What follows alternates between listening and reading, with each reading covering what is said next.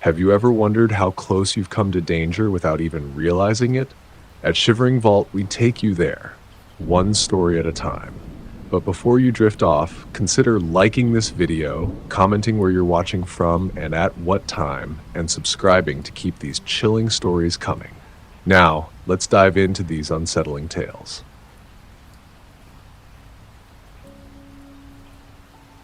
It was one of those nights where everything feels wrong. The rain was coming down in sheets, making the streets look like rivers, and the wind howled through the trees like it was trying to warn me about something. I'd been hanging out at my friend's place, just passing time, and it had gotten later than I realized. It wasn't even that far of a walk back to my place, but it felt like the kind of night where you don't want to be out alone, especially not in a town like this. This was Texas, mind you. Mostly calm, but you get those quiet, creepy nights where things just feel off. The streetlights flickered as I made my way down the sidewalk. The only sound was the constant slap of rain against the pavement.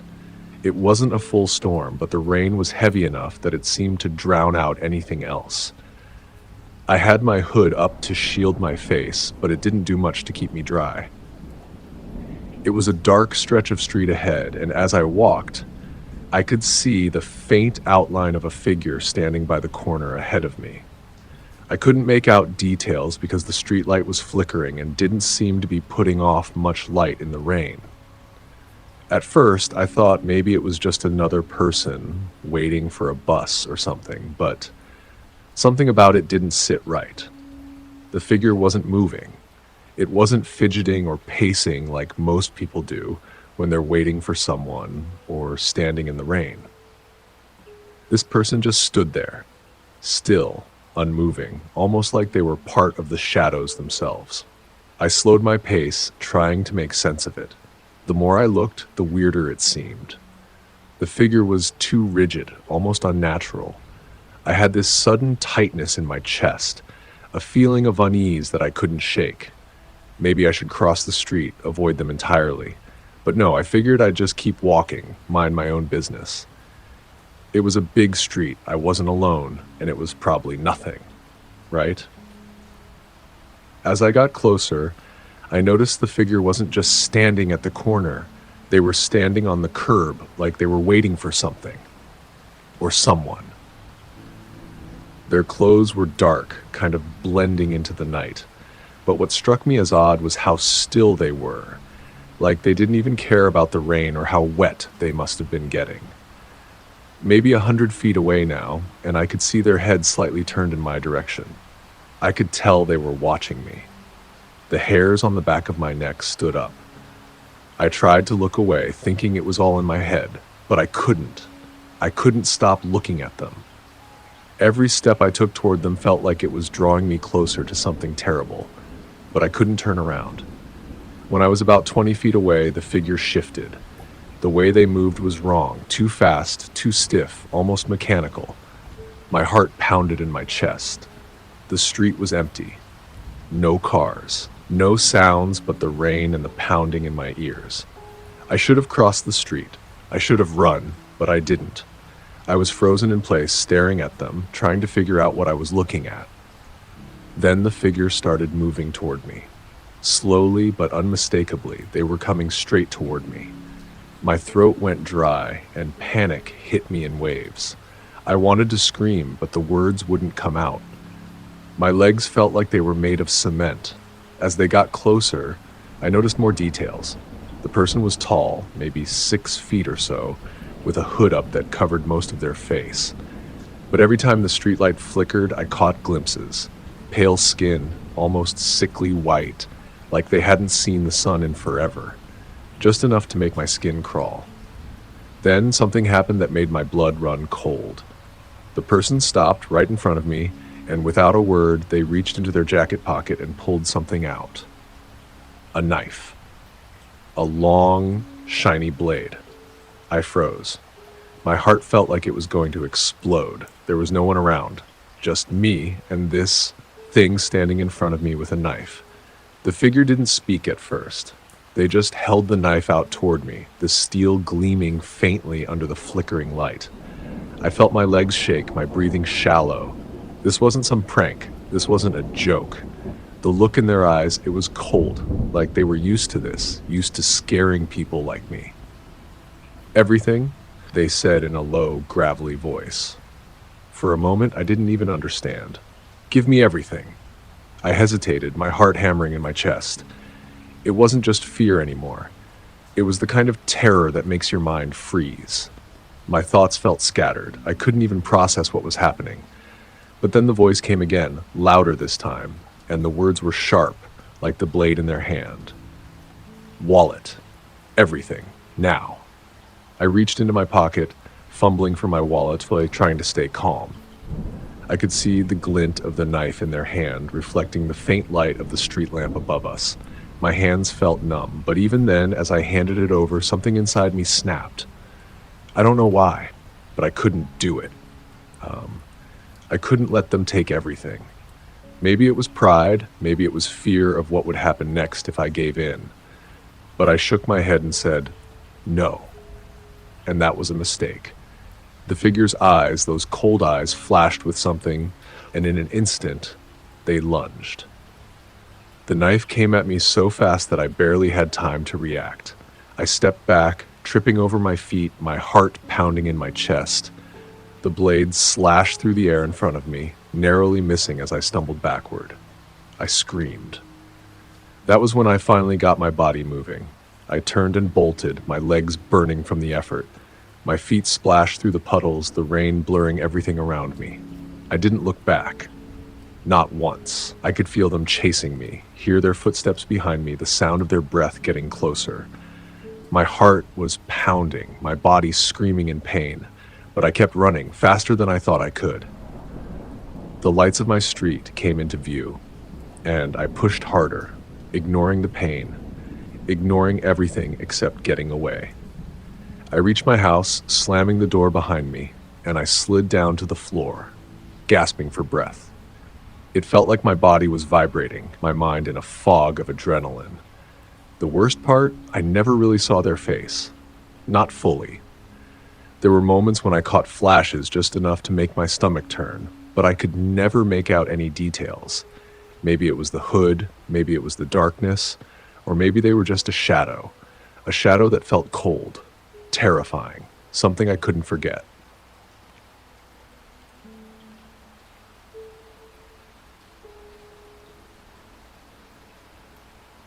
I woke up to the sound of tapping on my bedroom window at 2 a.m. At first, I thought it was the wind. The house I had recently moved into was old enough that it creaked and groaned like a person in pain when the wind blew too hard. It had been a quiet night, the kind where the stillness of the house settles deep into your bones.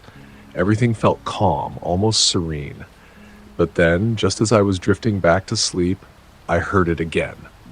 Tap! Tap! Not the whisper of wind against the window. This was deliberate.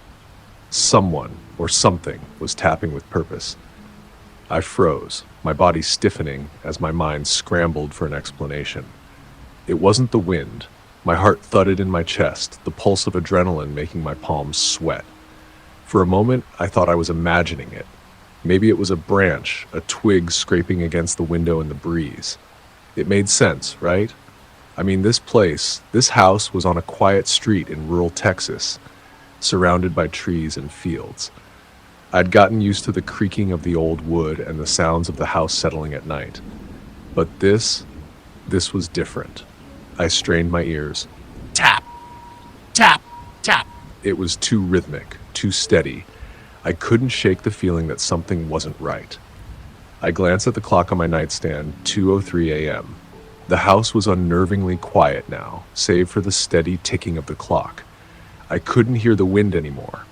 I couldn't hear anything except that tapping. It didn't stop. It was persistent. I swallowed hard, the knot in my stomach tightening. What was it? I needed to know. But fear kept me rooted to the bed, paralyzed by a strange instinct. If I didn't move, maybe it would stop. Maybe it was nothing. But deep down, I knew I couldn't ignore it. I slid my feet out from under the covers, feeling the cold of the hardwood floor seep into my skin. The chill made me shiver, but I forced myself to stand. My legs felt like they were made of stone, stiff and unyielding. I was still half dreaming, still caught between sleep and wakefulness, but I knew I couldn't let it go. I had to check. The room was pitch dark except for the faint moonlight seeping through the cracks in the blinds. The only sound was my breathing, shallow and fast, my pulse hammering in my ears. I stepped forward, my footfalls almost soundless on the floor. Each step felt like it was taking forever. I didn't want to move toward the window, but I couldn't stop myself. There was something about that tapping. It felt too purposeful, too insistent. I reached for my phone on the nightstand, the cold screen lighting up as I unlocked it. My hands were shaking so badly I almost dropped it. I turned on the flashlight, the beam piercing the darkness, and slowly, cautiously, made my way toward the window. The tapping had grown louder, more frantic, almost like someone was testing the glass. Tap, tap, tap. I stood there for a long moment, my breath caught in my throat. The window was on the second floor of the house, and I couldn't think of anything that could possibly be down there. No tree branches, no animals that could have made such a deliberate noise. Maybe it was a person. The thought hit me like a cold wave, washing over my skin and making the hairs on the back of my neck stand up. No, it couldn't be. I shook my head, trying to convince myself that I was just being paranoid. I wasn't ready to look. Not yet. I wasn't ready to face whatever might be out there. It was too much. The sound, the tension in the air, it was unbearable. I moved, just slightly, pulling the curtain back a little to peer through the sliver of space. That's when I saw him. A figure standing motionless just outside the window, his face pressed so close to the glass that I could see the breath fogging up the surface. He was tall, broad-shouldered, and wearing a dark jacket with a hood pulled low over his face. But what struck me the most were his eyes. They were wide open, unnaturally wide, and they stared at me without blinking. His pupils were dilated, almost too large for the dim light. His mouth hung slightly open like he was waiting for something. I froze. My body locked in place, the world narrowing down to those eyes. My chest tightened, the air in the room growing thick and suffocating. I wanted to scream, but no sound came. I wanted to run, but my legs refused to move.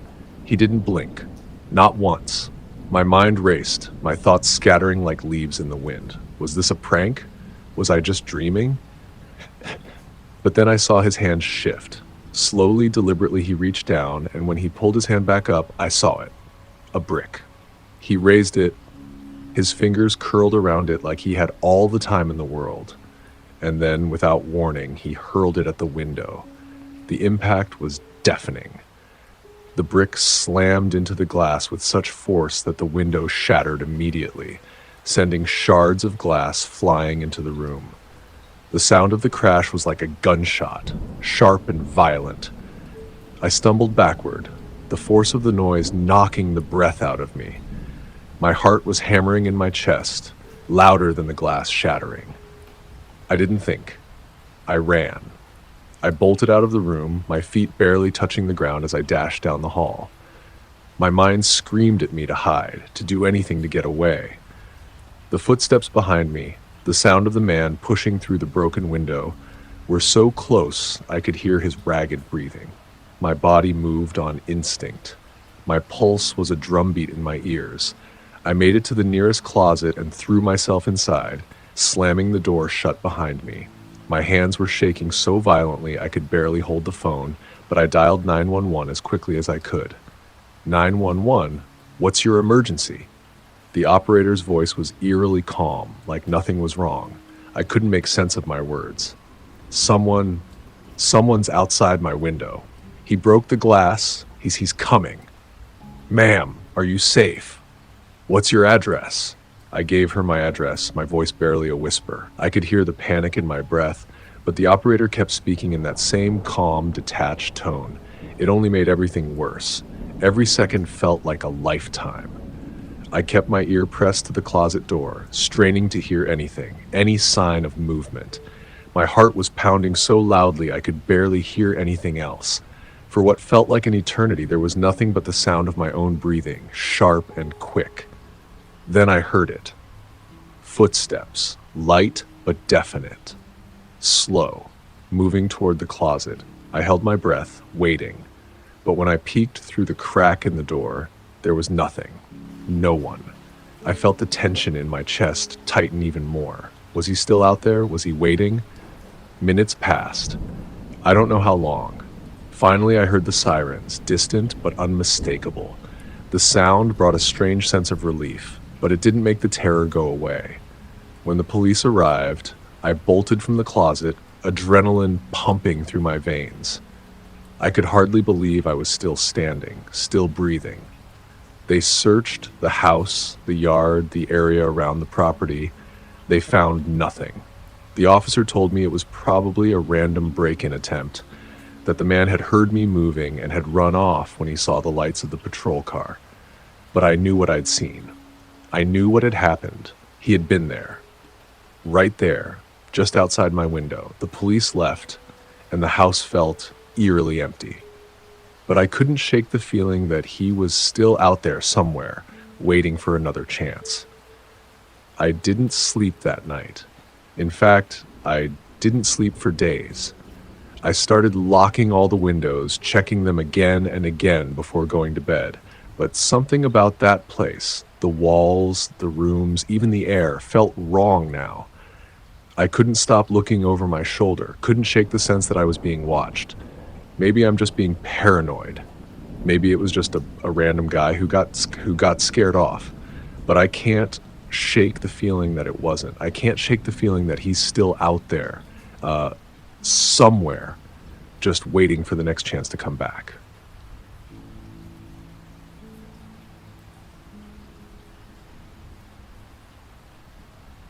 I wasn't expecting much when I decided to go camping.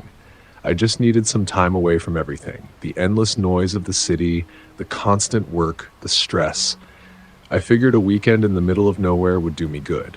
No people, no obligations, just me and the stars. At first, I had planned on going with some friends, but they all bailed. I didn't want to back out, so I went alone. The plan was simple: find a quiet spot, park my RV, set up camp, and just be. I found this campsite just off some back roads in Texas. It was far enough away from the nearest town to feel isolated, but not so far that it was dangerous.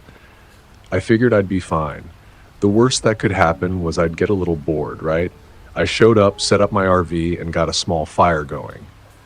Nothing crazy, just a few logs to keep warm. I had brought a cooler with some food, a couple of beers, and some books to read. As the night crept in, everything started to feel calm, too calm, almost. The trees were dead still, the wind barely moved, the kind of silence that feels unnatural after a while. But I shrugged it off. Maybe I was just getting paranoid. It's easy to do when you're alone. I spent the evening just relaxing. I ate a simple meal, nothing fancy, grilled a few sausages, had some chips. I opened a beer and stared into the fire, watching the flames flicker. I remember feeling weirdly calm despite how silent everything was. But then, around midnight, the silence started to feel oppressive, almost like I was waiting for something to happen. I kept hearing sounds in the distance, something snapping in the trees, but every time I turned around, nothing was there. A raccoon, a deer, something small. I kept telling myself it was nothing. By around 1 a.m., I was exhausted. I shut everything down, locked the RV, and crawled into bed.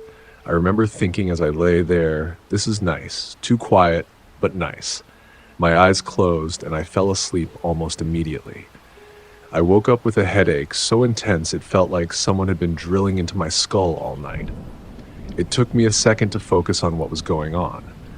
I rubbed my eyes, trying to shake the fog out of my head, but it wasn't helping. Then I noticed it. The RV door was wide open.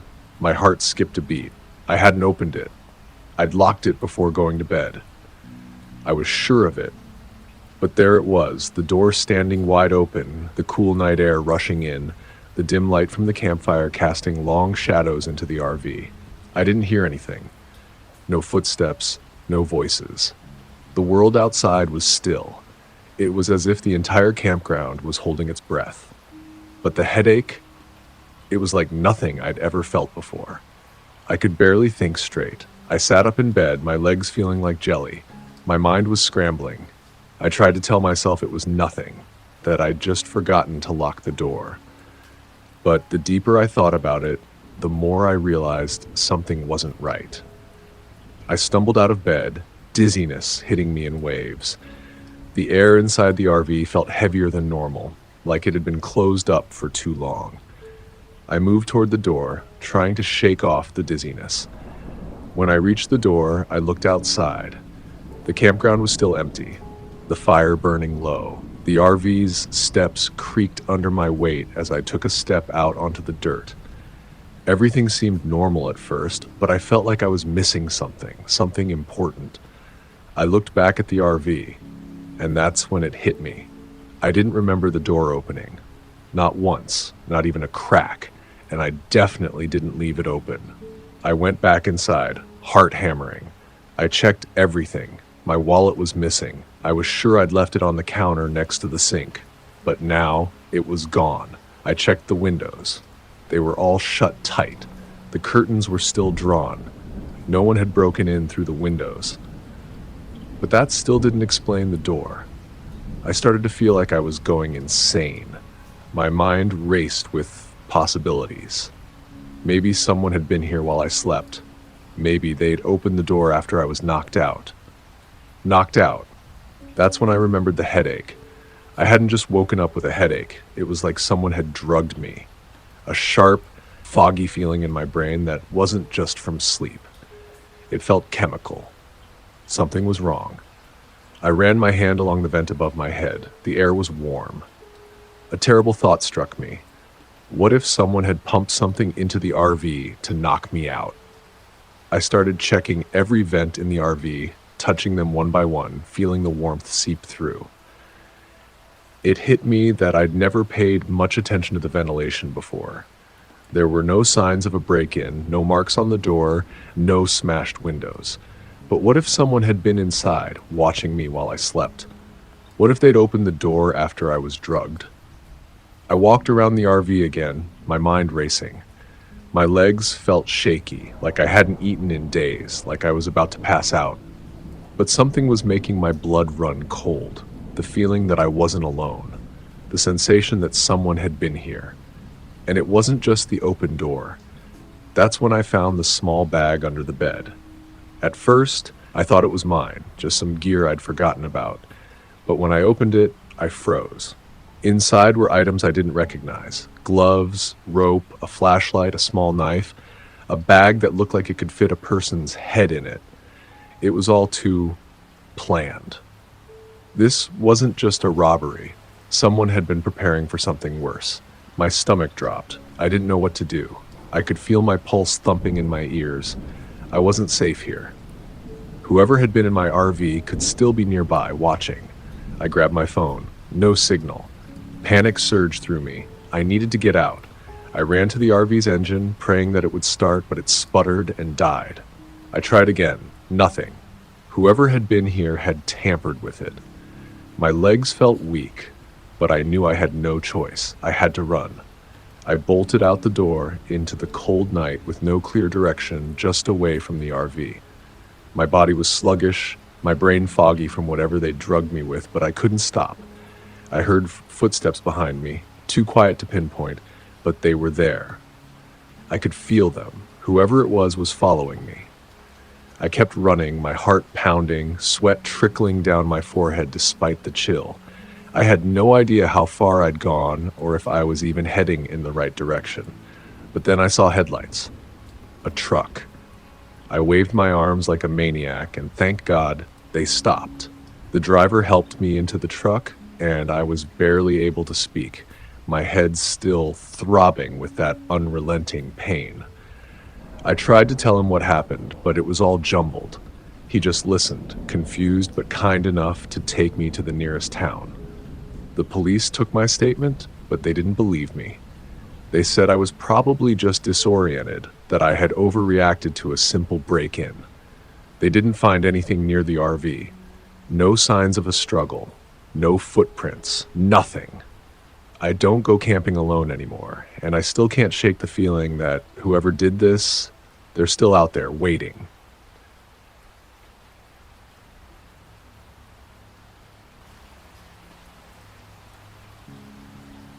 I remember the first time I hiked out in those Texas hills, far from the city, hoping to get some peace and quiet. I'd been hiking for a few hours, taking in the dry, dusty landscape and the occasional breeze that made it feel a bit cooler than it actually was. I loved that time of day when the sun starts to dip low and you're just far enough from civilization to feel like you're truly alone. I didn't expect much, just a few hours of hiking, that maybe a quick stop to take a picture of the view and then head back before nightfall. But that didn't happen. That wasn't the plan, anyway. The trail I was on was marked, but it wasn't heavily trafficked. The way it wound through some low hills and sparse trees was peaceful, and I hadn't seen another hiker all day. I'd made it a good ways up when I noticed the fog. It started out like a light haze in the air. No big deal, really, just something to brush off. But then it thickened, almost unnaturally fast.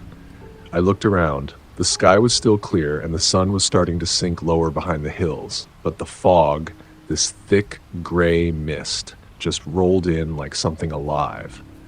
Within minutes, I couldn't see more than a few feet ahead.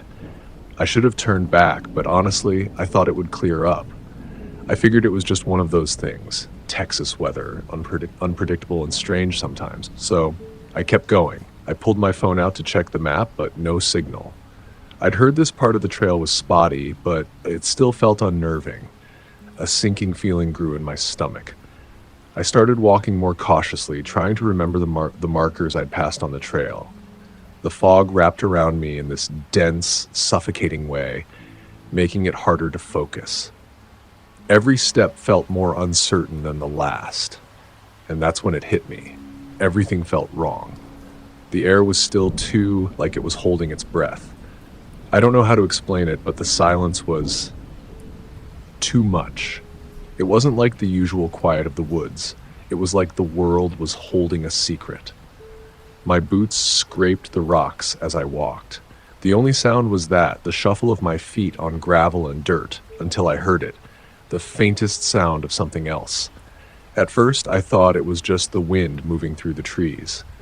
But then the noise came again, louder this time, and definitely not wind. It was rustling. Something was moving in the fog close by, just out of sight. I stopped dead in my tracks, trying to listen. It sounded like something was circling me. The hairs on the back of my neck stood up. My pulse started to race, and I felt that knot in my stomach that only comes when you know something's wrong, but you can't quite put your finger on what it is. For a second, I thought I imagined it, but then there it was again. A rustle, something big moving through the brush. I told myself it could just be a deer, maybe a boar. It was Texas after all. Lots of wildlife. But something in my gut told me it wasn't a deer. Then I saw them. It was just a flicker at first. A pair of eyes, glowing faintly through the fog. They weren't huge, but they were too bright in the darkness, too unnatural. I froze, trying to make sense of what I was seeing. The fog was thick, but they shone through it, unmoving, like they were staring right at me. My heart was pounding in my chest, and I swear I could feel the sweat dripping down my back. I tried to tell myself it was nothing. It had to be a trick of the mist, or maybe an animal. But as I stared, I saw more pairs of eyes, glowing like little lanterns, scattered around me. It hit me all at once. There were things out there, watching me. I stepped back slowly, feeling the ground shift beneath me. I didn't want to turn and run, but every instinct in my body screamed that I should. The rustling around me intensified, like many somethings were closing in. I could hear the soft crunch of dirt and leaves, the sound of paws moving in the underbrush, getting closer, closer, closer. Then I heard it, a low, guttural growl. That was it. I turned and sprinted, my heart racing so fast I thought it would burst. My legs were screaming, and the fog was choking me, making it hard to see where I was going. The growls grew louder, and that was when I realized whatever was out there, it wasn't just one animal. It was more. A pack. I could feel their presence, the way they were moving with purpose, closing in on me. I didn't dare look back. The fog was so thick I couldn't see 5 feet in front of me, and I had no idea if I was still on the trail or just running blindly through the wilderness. My mind was a mess, just flashes of fear and instinct. The thudding of my own breath in my ears, the crackling of the ground beneath my boots, the eerie sound of multiple growls in the distance, all surrounding me. I didn't stop running, couldn't stop. My chest burned, my legs felt like lead, but I pushed myself harder. I had no idea where I was going, only that I needed to get away from whatever was out there, whatever was watching me, hunting me. And then, just as I thought I couldn't run any farther, the fog began to thin. Slowly, ever so slowly, the mist lifted. I could see shapes again, trees, rocks, the trail. My vision cleared just enough for me to spot a small clearing in the distance. Without thinking, I bolted toward it, my feet barely touching the ground. I don't know how far I ran, but I made it to the clearing, and I collapsed there, gasping for air. The fog was almost gone now, the night creeping in around me. The growling had stopped, but I still felt eyes on me. I had no idea how many of them there were, or what they were. I couldn't see anything in the trees, but I knew they were still out there, just waiting. After a few minutes, I gathered enough courage to make my way back to the trail, slowly and carefully. I don't know if I've ever been more relieved to find a marked trail again. But I didn't stop running until I finally made it back to the parking lot, where a few hikers were loading up their cars. The sun had long since set, and the air was cool, but they seemed completely oblivious to what had been lurking in the mist. I was the only one who knew how close I had come to something I didn't understand. To this day, I can't help but wonder what I saw out there. I've hiked those hills many times since then, but I haven't felt safe again. Not fully. And every time I get close to that spot, I feel a strange, unshakable presence, like the mist is waiting, ready to roll in and swallow me up again. Maybe it was just a pack of coyotes. Maybe it wasn't. I'll never know for sure. But I can't shake the feeling that something out there is watching. And if you ever find yourself hiking out in those Texas hills, be careful. Keep your eyes open. You never know what's lurking just out of sight. If you do go, just don't let the fog get too thick.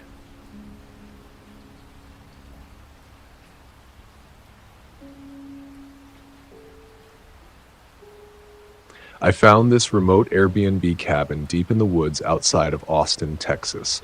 The listing made it sound perfect. Isolated, surrounded by nothing but trees with a beautiful view of the countryside. I'd have a week of nothing but nature, fresh air, and my thoughts.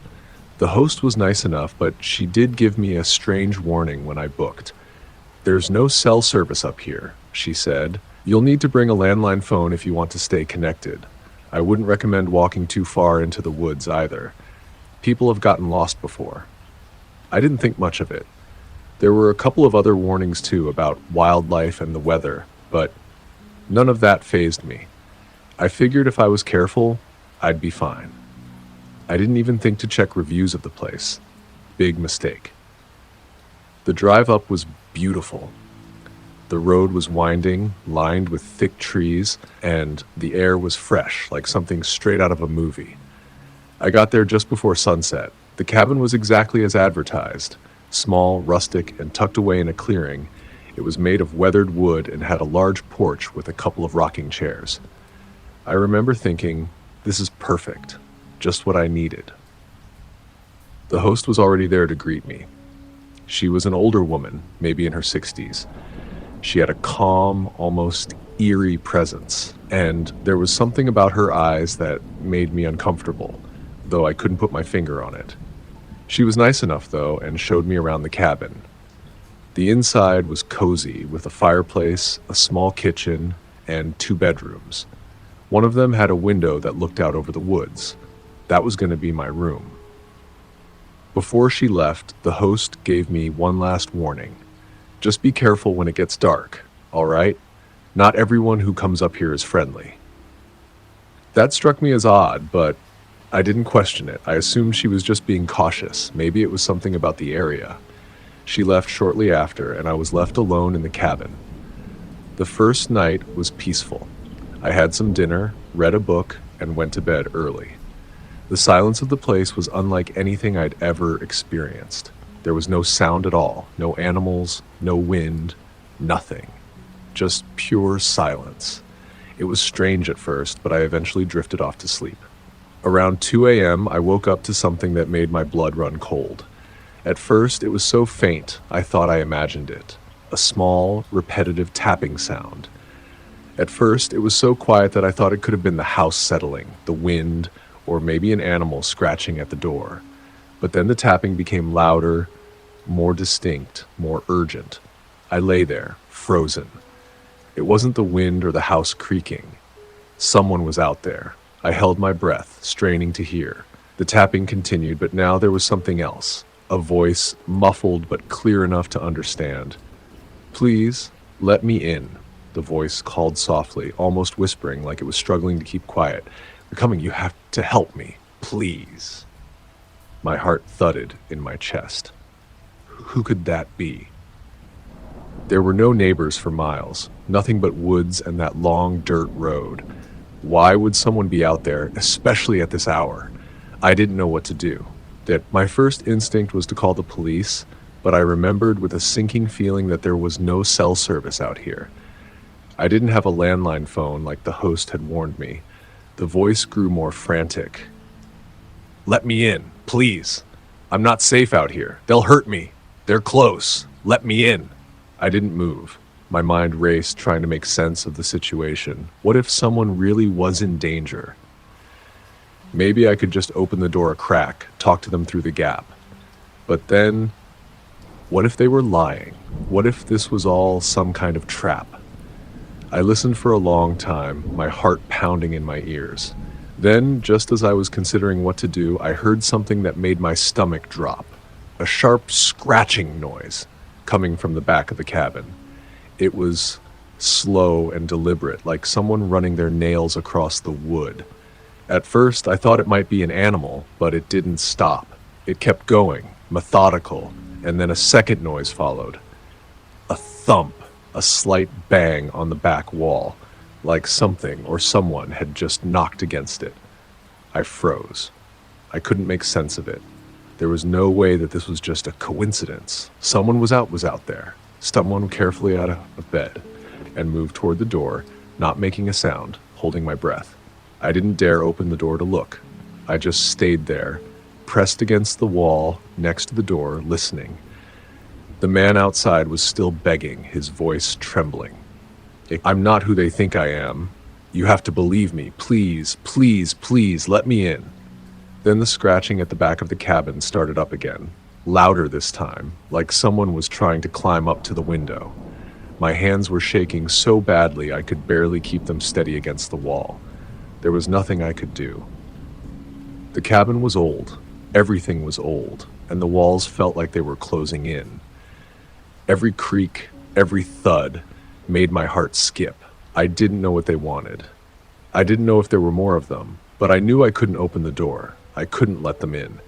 The fear was overwhelming, like my entire body was paralyzed, but I stayed as quiet as possible, just listening. The hours dragged on like that. The man outside becoming more and more frantic, pounding on the door, begging for help, screaming now. "I know you're in there.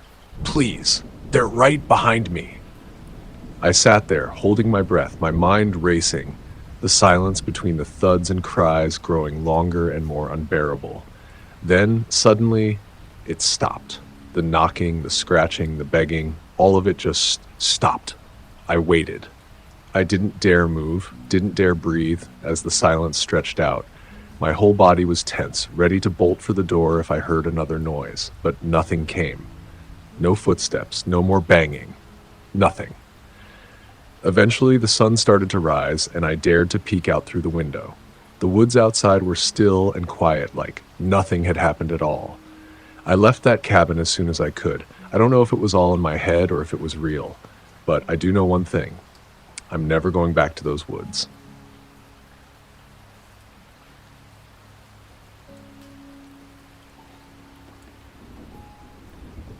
I don't usually run at night.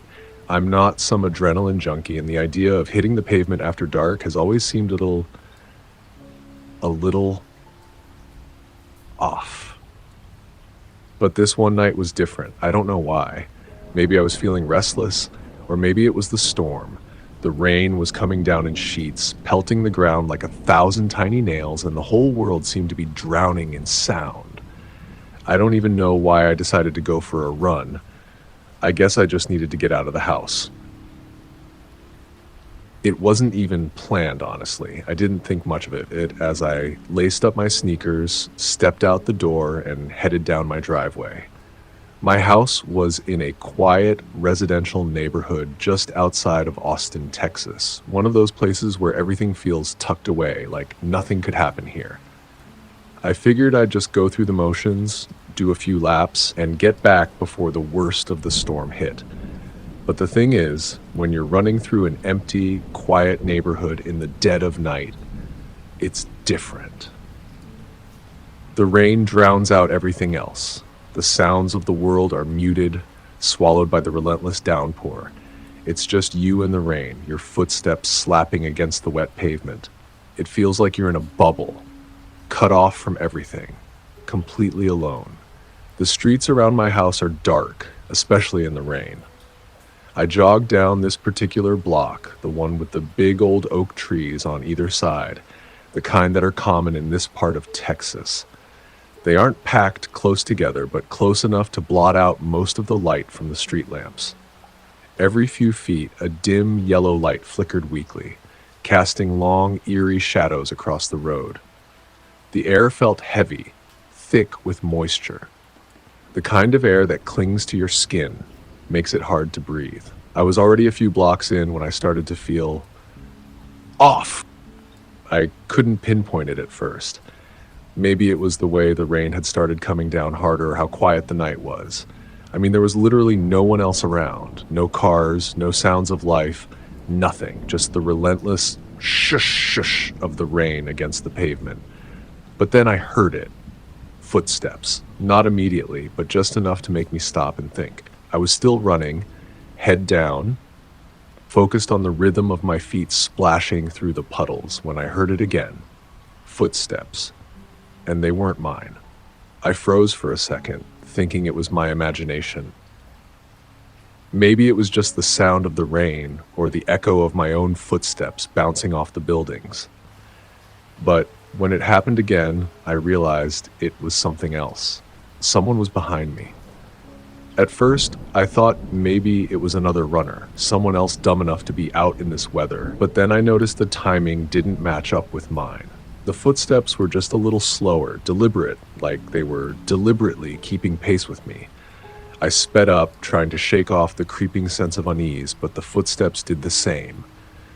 Each splash, each step was perfectly timed with mine. Too perfectly timed. I glanced over my shoulder, trying to catch a glimpse of whoever was behind me. The road was empty, no one in sight.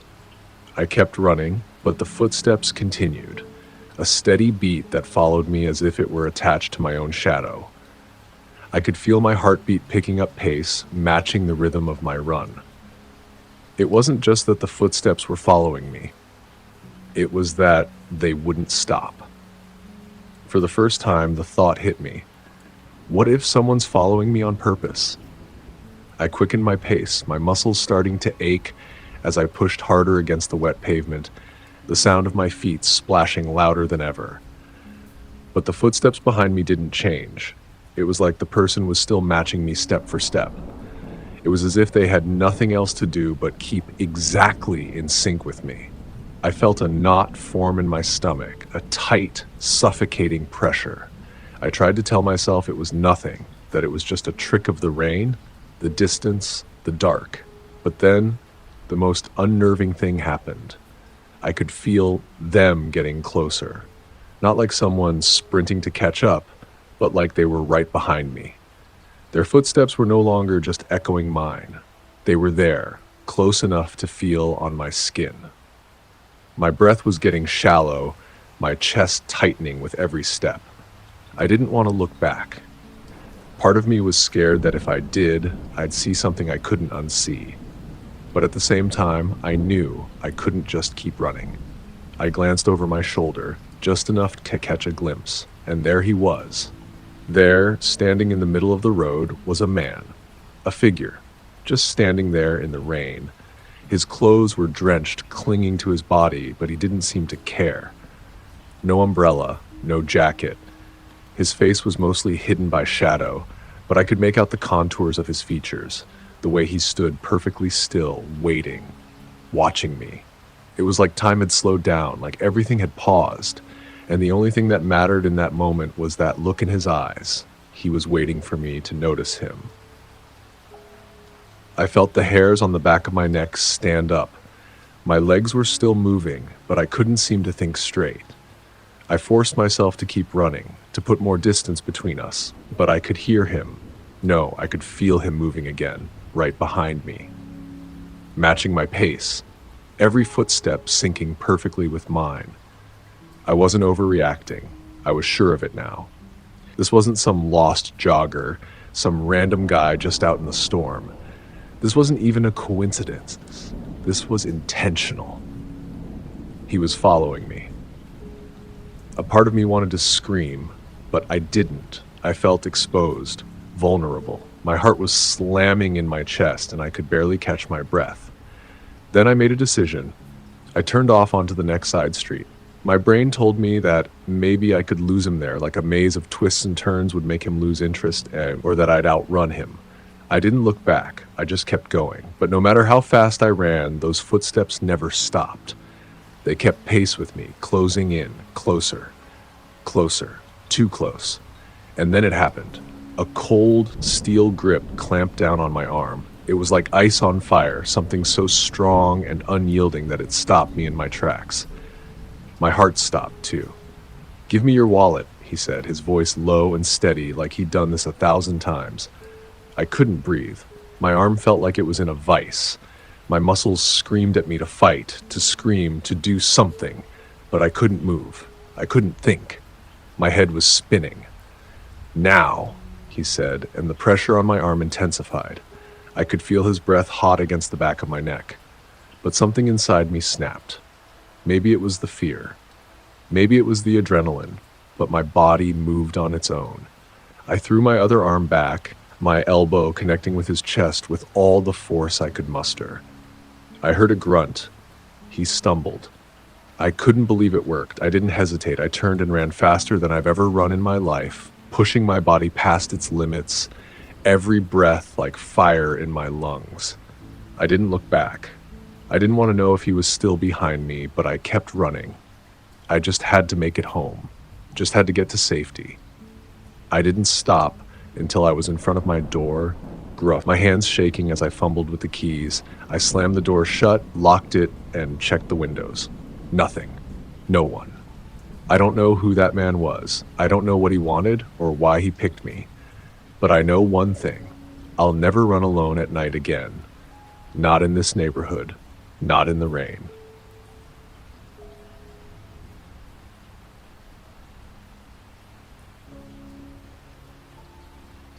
The small town of Texas was everything I had hoped for. Quiet, charming, and the perfect place to put down roots after years of moving from one apartment to the next. The streets were lined with towering oaks, their branches weaving together like a protective canopy overhead, casting dappled shadows across the weathered sidewalks. The houses, old but sturdy, sat proudly in their own space, each with its own history. My new home was no exception. An aging craftsman-style house with a porch that creaked with every step, its faded paint telling stories of better days. It needed work, but that didn't bother me. I loved it. It was a place I could finally call home. The first few days felt like a dream. The neighbors were friendly, and the air always smelled faintly of fresh-cut grass. I spent my time unpacking, arranging furniture, and getting to know the town. It was peaceful, almost too peaceful, but that's exactly what I wanted. Then there was him. I first noticed the man on the second day. I was sitting at the kitchen table, sipping my morning coffee when I saw him walk by the front window. He was tall, maybe in his early 40s, with a thin, almost gaunt frame. His clothing was nothing special, just a dark hoodie, baggy jeans, and worn boots, the kind that looked like they'd seen better days. His brown hair hung in messy strands around his face, and his features were forgettable. But there was something about him, something unsettling. At first, I told myself it was nothing. People walk through neighborhoods all the time, maybe on their way somewhere or just out for a stroll, but something didn't sit right with me. The way he moved, slow, deliberate, like he had nowhere to be, like he was in no rush, struck me as odd. He didn't seem to notice me, but I felt like I was being watched, even though he never looked in my direction. The next day, I saw him again, and then again, and again. At first, it was subtle. Once in the morning, once in the afternoon, a few hours later, in the evening. Each time he passed by my house, never stopping, never glancing at the windows or the door, but always in my peripheral vision, walking slowly down the street. It was like clockwork work. Each time he passed, I felt a little more uneasy. By the third day, he was back, and this time, it wasn't just a casual walk. He came by twice, and the second time, he slowed to a near crawl as he passed. His gaze stayed fixed ahead, but I could sense his awareness of my presence. I couldn't explain it, but it was like he was waiting for something, or someone. The next few days blurred together, and so did the man's movements. Every time I turned around, there he was, always walking, always the same route. There was no change in pace, no variation. It was almost like he was tracking something. My house, maybe? The thought gnawed at me, but I kept brushing it aside. But then something shifted. I started to notice patterns. I'd glance out the window, and there he'd be, appearing at exactly 3:17 p.m. on weekdays. Then, again at 7:35 p.m., I started to wonder if he was keeping some sort of schedule, his appearances timed down to the minute like a clock ticking relentlessly. I tried to ignore it. I really did. It was probably just a coincidence, I told myself. Maybe he was just out for walks. Maybe he had no destination. Maybe it was all in my head. But then I ran into Mrs. Reynolds, the older woman who lived 2 doors down. She was standing in her front yard, trimming her hedges when she caught sight of me. "You've seen him too, haven't you?" she asked, her voice low, almost conspiratorial. I felt a coldness slide into my chest, my throat tightening. "Who?" "The man," she whispered, her eyes darting down the street. "The one who walks by. I've seen him around here for weeks. Always the same, always pacing, like he's waiting for something. I don't trust him." I couldn't help but shiver. I had never mentioned anything about the man to her, but she seemed to know exactly who I was talking about. Her voice dropped even lower. "He walks like he's got nowhere to go, like he's checking out the houses, and not just your house. All of them. I don't like it." I nodded slowly, my stomach churning with a mix of dread and disbelief. What was he doing? What did he want? But I didn't say anything to Mrs. Reynolds. I didn't want to make it seem like I was paranoid. Then that evening, things changed. It was around 8 p.m., the light just beginning to fade into twilight. I had finished dinner and was clearing the table when I looked out the window. There he was again, just like clockwork, but this time he didn't walk by. He stopped, right in front of my house. My breath caught in my throat as I watched him stand there, not moving, just waiting. His back was to me, but I could see the outline of his body in the dimming light, and I felt the weight of his presence in the pit of my stomach. I couldn't explain it, but the air felt heavier, colder. My pulse quickened. He was standing too still, too long. I couldn't tear my eyes away. Was he watching me? The feeling of being watched pressed on my chest like a hand squeezing tighter with each passing second. After what felt like an eternity, he slowly started walking again, fading into the darkness. I couldn't sleep that night. I kept replaying the scene over and over in my mind. Every noise, the creak of the house settling, the rustle of leaves, made my heart race. What was he waiting for? Why was he standing there, right in front of my house?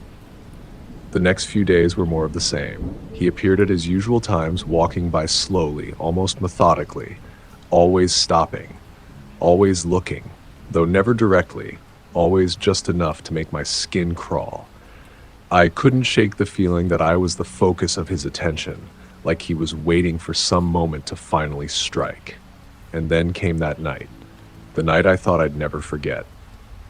I had just settled into bed, pulling the covers tightly around me, when I heard it. A faint scratching, like fingernails on glass. I froze. My heart stopped. It wasn't loud, just soft, but unmistakable. I forced myself to move, to open my eyes. My mind screamed that it couldn't be real, but when I turned toward the window, I saw him, his face pressed against the glass. I gasped, the air leaving my lungs in a rush. His eyes, wide, unblinking, stared back at me. He didn't blink, didn't move, just stared, his breath fogging up the window. My blood turned to ice. I couldn't think, I couldn't scream. His presence was suffocating, like his gaze was crawling inside my head, taking up every inch of space. And then, finally, I screamed. "Get away from my house!" He jerked back, his hands shooting up defensively, like he had been caught doing something wrong. For a moment, he stood there, frozen, before turning and bolting down the street at a speed that made my head spin. I scrambled out of bed, heart pounding in my chest, grabbed my phone, and dialed 911 as I rushed to the window. I saw him still running, disappearing around the corner of the block. The police arrived just 10 minutes later. I could barely explain what had happened, my words stumbling over each other as I tried to make sense of it all. They searched the area but found nothing, until a patrol car radioed in. They had found him, a few blocks away, sitting on a bench in a dazed state. When they brought him in for questioning, they told me he'd been stalking me. He'd been walking by my house for weeks, taking the same route, hoping to catch a glimpse of me, and the night he tried the window, it wasn't a spur-of-the-moment decision. He'd been planning it. His reason? I just wanted to see if you were real, if you were what I thought you were. I couldn't breathe. He thought I wasn't real? That was it. I couldn't stay. I packed my car and went to stay with my parents, but I couldn't shake the feeling that something wasn't right. He was still out there. Maybe he was always out there. I never saw him again. But the memory of his eyes, that cold, unwavering stare, still haunts me, and I don't think I'll ever feel safe again.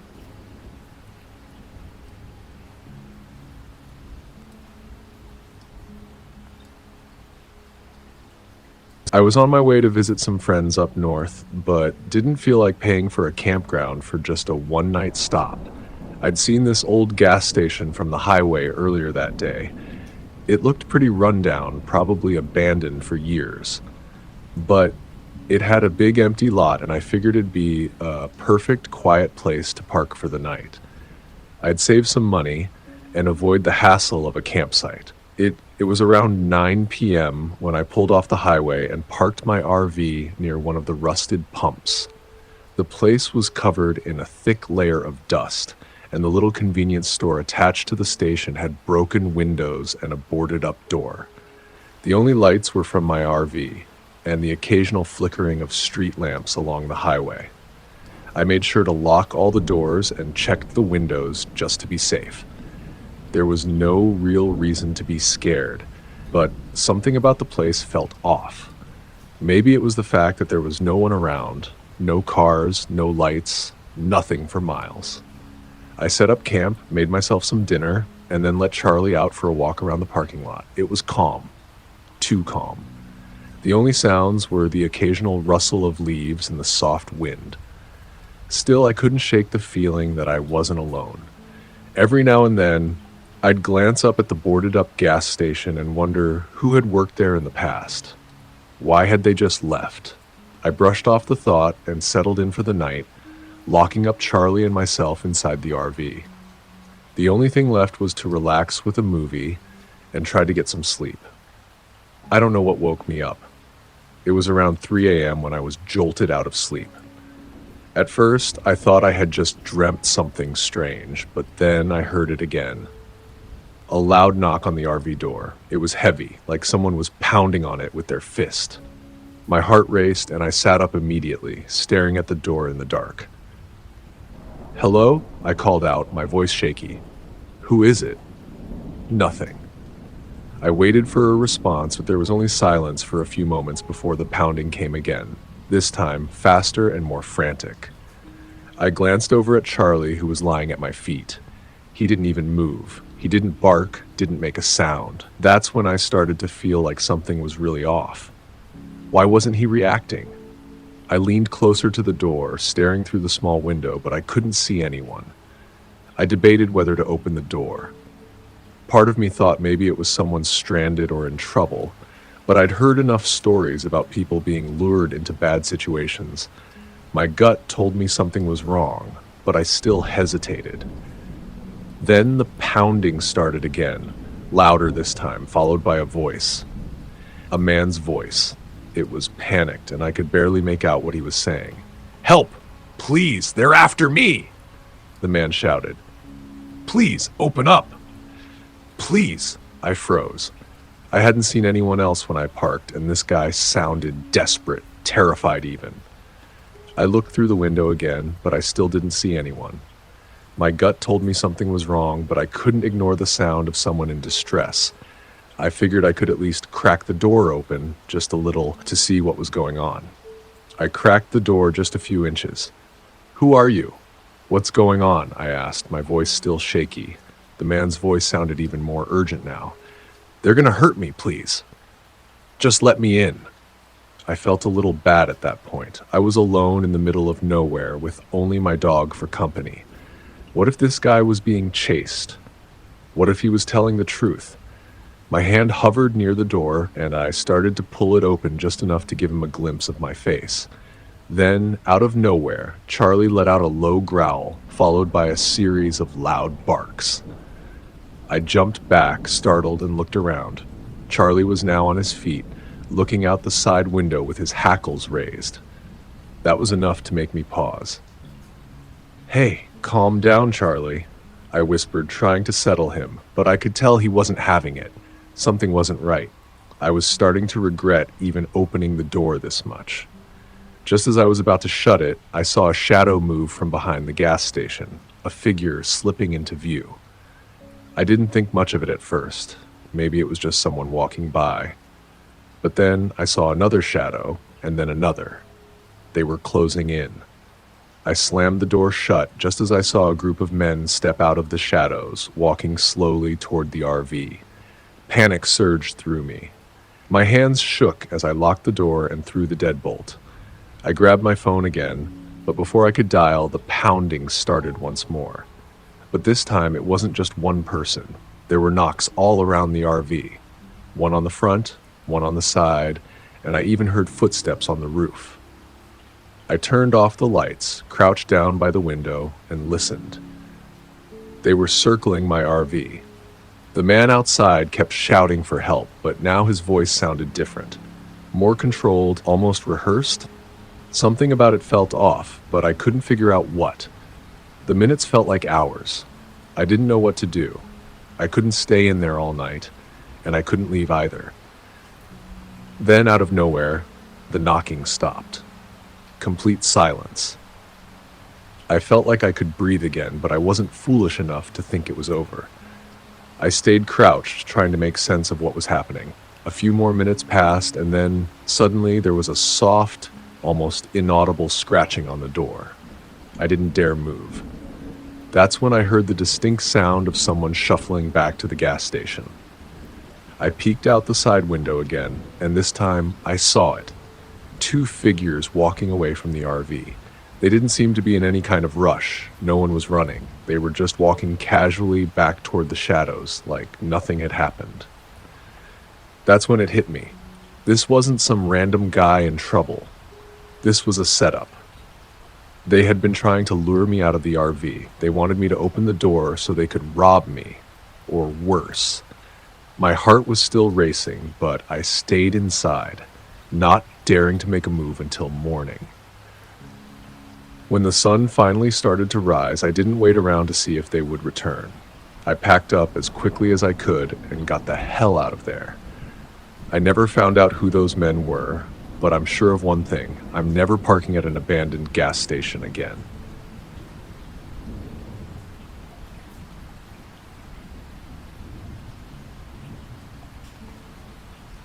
I've been hiking in Texas a lot. There's something about the vast, open trails that just calms me. The solitude, the silence of the woods, the smell of pine and earth, the sound of the wind rustling through the branches. It's like nature's way of resetting everything inside me. For as long as I can remember, hiking alone has been my way of finding peace, of clearing my head. The world feels so far away when you're out there, deep in the woods, with nothing but your thoughts and the trail beneath your boots. That was my mindset when I started out that morning. Just another long trek into the wilderness. Just me, my backpack, and the trail.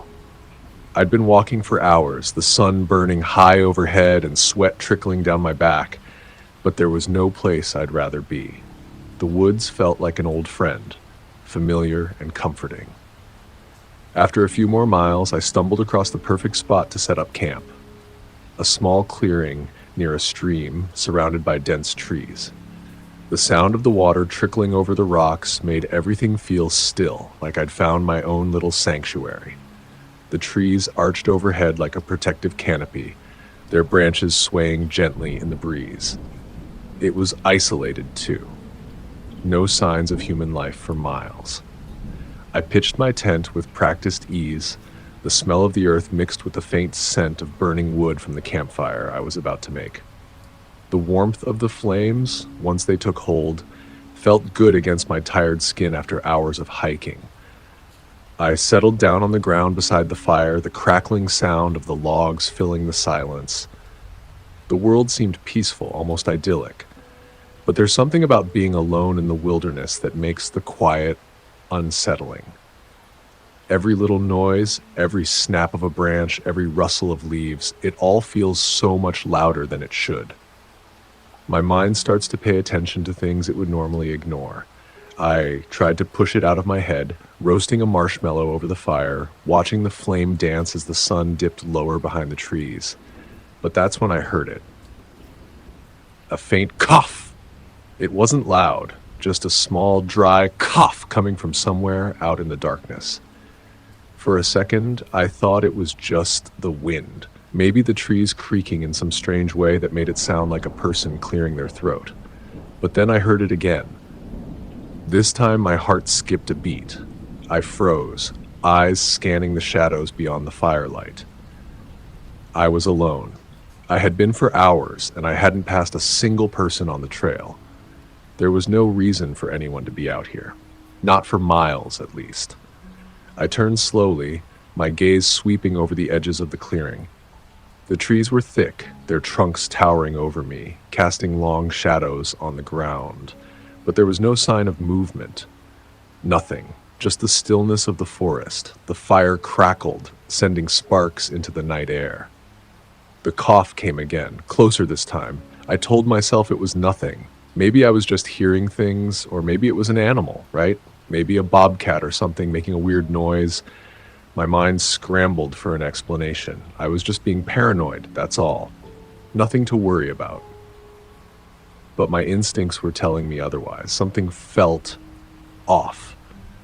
Then there was a sound that sent a chill up my spine, a sniffle, almost like the kind of breathing you'd hear if someone was standing just out of sight, trying to keep quiet. The wind had stopped for a moment, and in that silence, the sound was impossibly clear. It wasn't natural. It wasn't the wind, nor the stream. I sat there, frozen, my fingers tightening around the stick I'd been using to roast my marshmallow. I couldn't make sense of it. The hairs on the back of my neck stood up, my heart thumping in my chest as I strained to listen. For a moment, the world felt like it was holding its breath, waiting. And then, the cough again. Closer. So close, it felt like it was coming from right at the edge of the clearing. My mind raced. Could someone be out there? Maybe someone was lost or hurt. I quickly grabbed my flashlight, the beam cutting through the darkness. The trees seemed to swallow the light, and my eyes darted back and forth. Nothing, just shadows. I told myself it was nothing. It had to be nothing. But as the seconds passed, I felt that gnawing panic creep up my spine. I wanted to pack up and leave, but I didn't want to seem like some paranoid fool. It was stupid. It was just an animal, right? But then it came again. That cough. It was too close. I could almost feel the breath behind it, like someone standing just beyond my reach. I turned the flashlight again, heart racing, shining it in every direction. The darkness seemed to grow thicker around me, the beam barely cutting through it. My fingers were trembling, and my thoughts felt scattered. I couldn't focus. That's when I saw it. A figure. At first, I thought it was just my eyes playing tricks, some shadow from the trees. But no, it was real. A shape, motionless just beyond the trees. It stood there, barely moving, its outline obscured by the thick bark of an old oak. I couldn't see its face. I couldn't even see its body clearly, but there was something about the way it stood, so still, so deliberate, that made my stomach twist. I couldn't breathe. I shouted, my voice cracking, "Who's there?" Nothing. Silence. I stood up, legs shaking, and took a step toward the figure. My feet crunched on the dry ground as I moved, the firelight flickering behind me. My heart was pounding in my throat now. I had to know what it was. I had to know how I was imagining it. But as I stepped into the shadow of the trees, something behind me shifted. I heard a rustle, too loud to be just the wind. And then, before I could even turn around, I felt something sharp slice into my side. A searing pain shot through me, and I gasped, stumbling back. The flashlight flew from my hand, the beam scattering into the trees as it hit the ground. My breath was ragged as I tried to move, but my legs were weak, like they were made of stone. And then I heard it, a low, uneven breath. Too close, a cold press against my ribs. A knife. "Don't scream," a voice whispered, sharp and ragged, cutting through the air like a blade.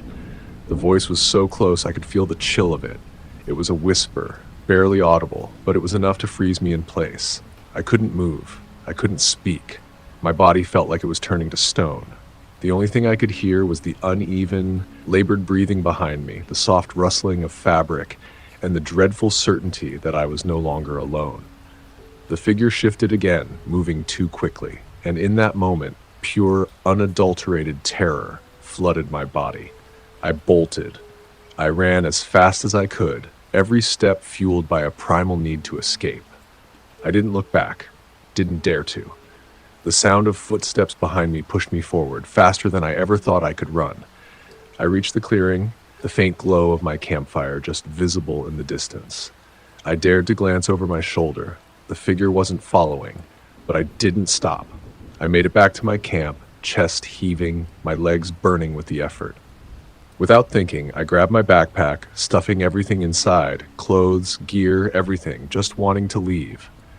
That's when I heard it again. The cough. It came from right behind me. The voice whispered again, "You're not leaving, yet." I spun around, my breath catching in my throat. I was sure it was there, right behind me, but when I turned, there was nothing. No figure, no shape, just shadows, and the crackling of the fire. I didn't think. I didn't wait. I grabbed my pack and bolted, not looking back, not daring to stop. I ran, my lungs burning, my legs aching as I pushed through the trees. The wind whispered through the branches, but that voice, That cough, it still echoed in my head. Was I being followed? Was I still being watched? I didn't stop running until I reached the trailhead, where the trees finally broke open, and I could see the faint lights of civilization in the distance. I stopped, gasping for air, my heart still pounding in my chest. I dared to glance back. Nothing. The path was empty. No one followed me, but it didn't make me feel better. It didn't make me feel safe. The authorities didn't find anything, no sign of anyone, no sign of a struggle. No one had seen anything, but I know what I heard, I know what I felt, and sometimes even now I can still hear that cough, that whisper. It's always there in the back of my mind.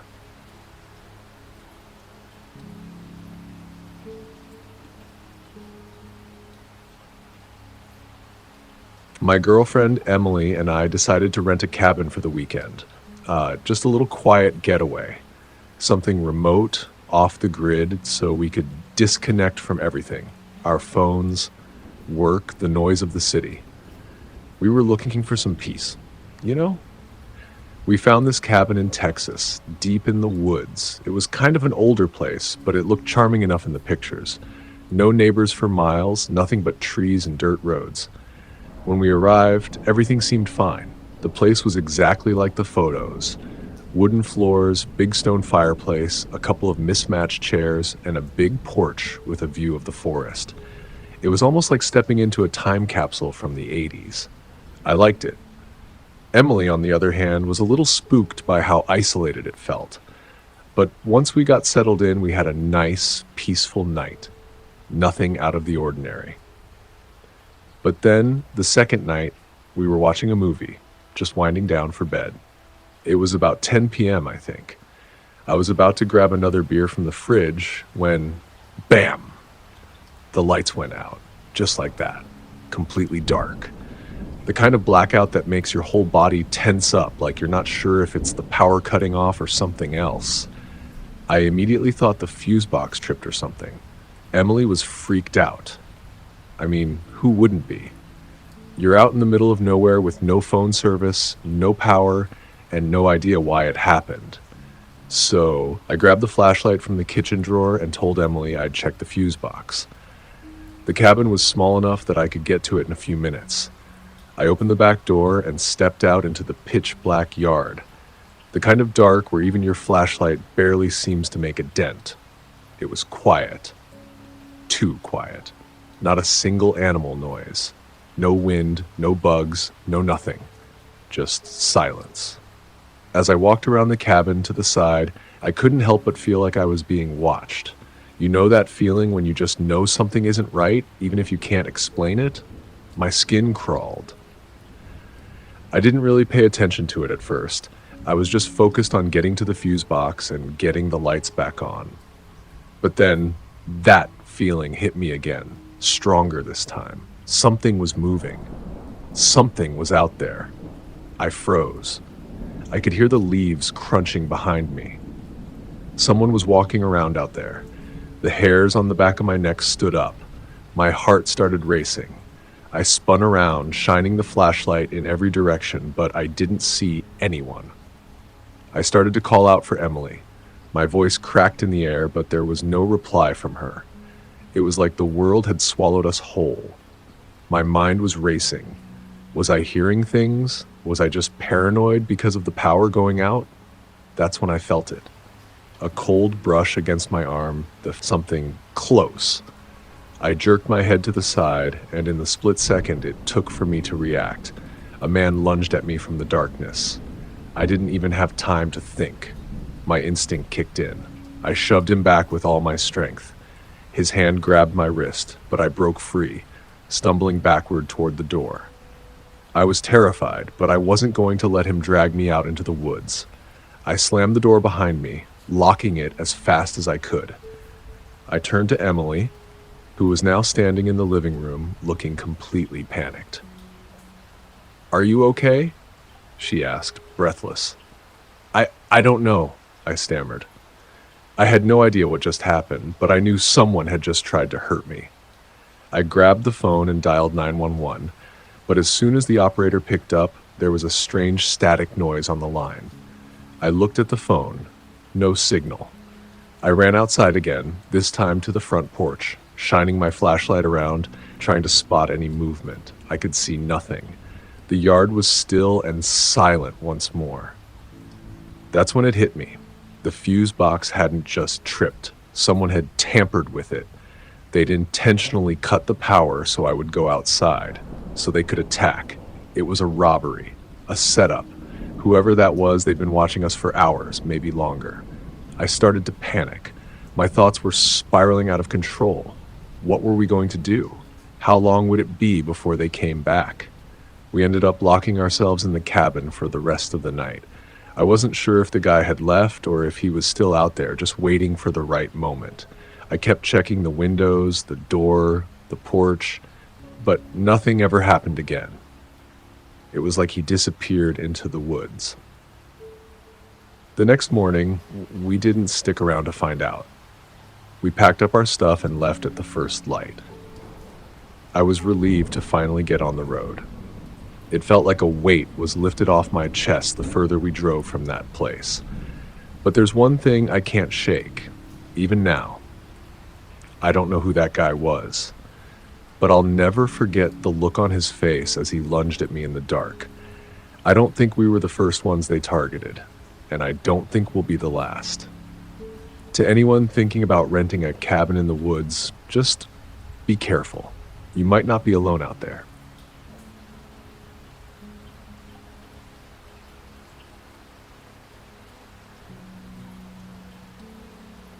It was a Thursday night, and I had just gotten comfortable in bed after a long day at work. The rain had started earlier in the evening, a steady, comforting downpour that almost made me forget everything. The kind of rain that made you feel like you were in a bubble, cut off from the rest of the world, tucked in for the night. My house is on the edge of town, out near a stretch of country road, so it's quiet here. Peaceful, even. There's nobody around for miles. I had a book in my hands, one I'd been meaning to read for weeks but kept putting off. The thunder rolling in the distance was almost soothing as I curled up under the covers, the rain tapping softly on the windowsill. I had just finished a chapter when I heard it. At first, I thought it was just the wind. I mean, it had been blowing pretty hard all evening, so it wouldn't have been the first time a window had rattled a little. But no. This was different. It was a distinct sound, a low, smooth, sliding sound, like a window being pushed open. I froze, trying to convince myself it was nothing. My room's upstairs, and I keep all the windows closed at night, so the idea of a window sliding open downstairs seemed off, especially considering how old the house is. It creaks a lot, and things don't exactly move quietly. I tried to brush it off, but then I heard it again. The sound of the window opening. This time I sat up in bed, my heart starting to race. It was coming from the living room.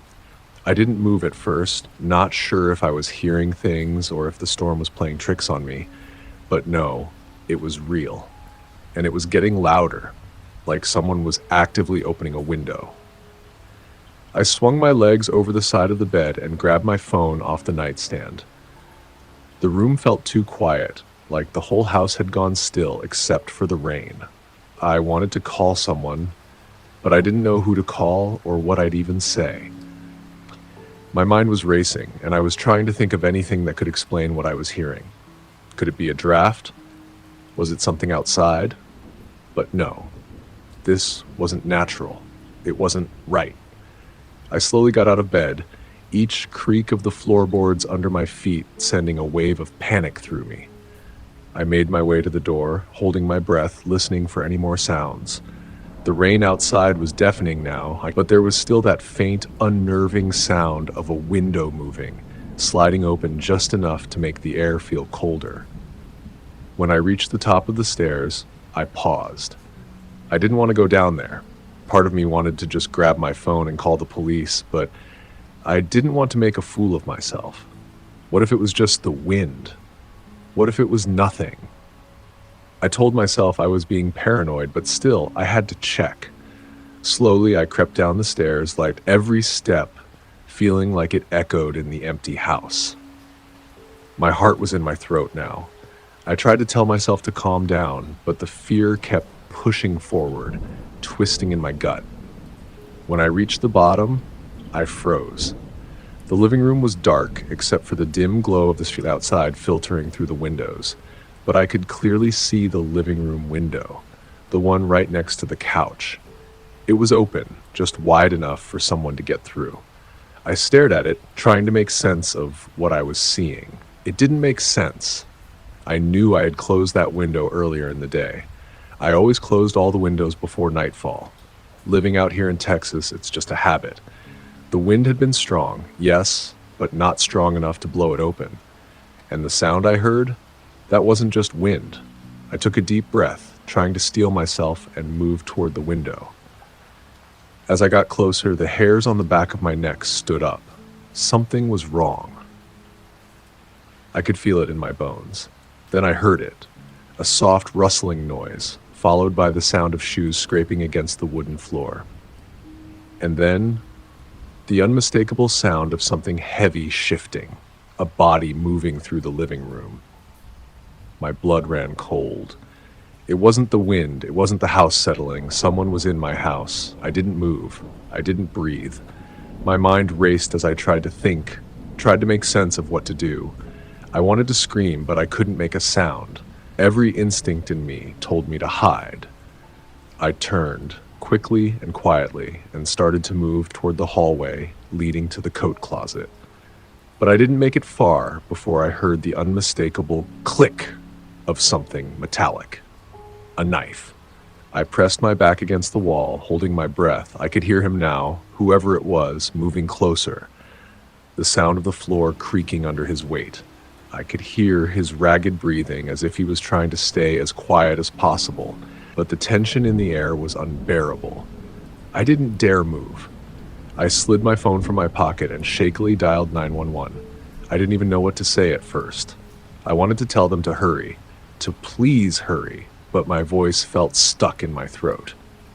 911, what's your emergency? The dispatcher asked. I whispered as quietly as I could, someone's in my house.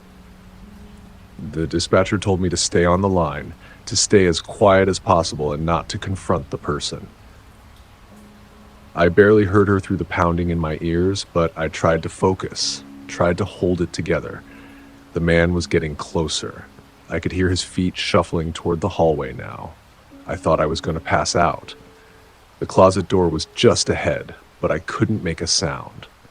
I slowly opened it, stepping inside as quietly as I could, closing the door behind me. My breath was shallow, my heart hammering in my chest. I heard the man pause in the hallway. He was so close now. I couldn't tell if he could hear me breathing, but I was sure he could. Every time my pulse raced, I thought he would hear it. Then, suddenly, I heard sirens. The sound of police cars, distant at first, but getting closer. The man froze. He didn't make a sound for a long while. I stayed still, so still, praying he would leave before it was too late. And then I heard him. The faint scrape of feet against the floor. He was moving quickly, heading toward the back of the house. The sirens were louder now, and I knew they were almost there. I waited a long time after that. A few minutes passed, maybe more. When I finally dared to peek out of the closet, the house was quiet. Too quiet. The police came in a few minutes later, but by then he was gone.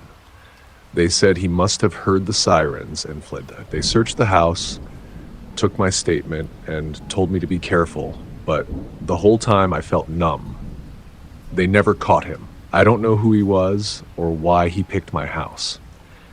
But I know one thing for sure. If I hadn't heard that window opening, if I hadn't listened, really listened, I don't know what would have happened. To this day, I still double-check all the windows before bed. And whenever it rains like that, when the wind picks up and the night feels too quiet, I can't help but listen for the sound of a window sliding open, wondering if it'll happen again.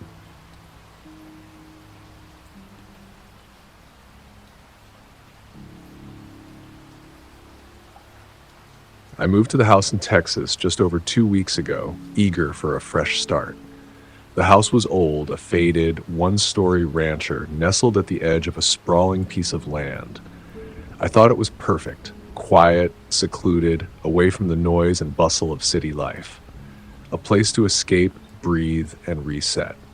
But almost from the moment I stepped foot in that house, something felt off. Maybe it was the creaking of the floorboards under my feet, or the wind whistling through the cracks in the window frames. Maybe it was the silence that enveloped the house at night, a silence so complete it almost felt suffocating. It started small. At first, I noticed scratches on the back door. Just a few faint marks, like someone had dragged something sharp across the wood. I figured it was probably the house settling. The place was old, built back in the 70s, and everything seemed a little worn around the edges. No big deal. But over the next few days, the scratches grew longer and deeper. They weren't just a few random gouges. They were deliberate, almost like someone had taken a knife and dragged it across the door repeatedly. I stood there one evening, staring at the deep, jagged lines in the door, a creeping sense of unease crawling up my spine. But I brushed it off. I was just being paranoid, right? The house had probably just seen some wear and tear from previous owners.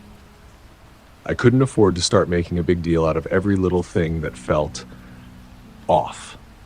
Old houses made weird sounds, right? It's nothing to get worked up about.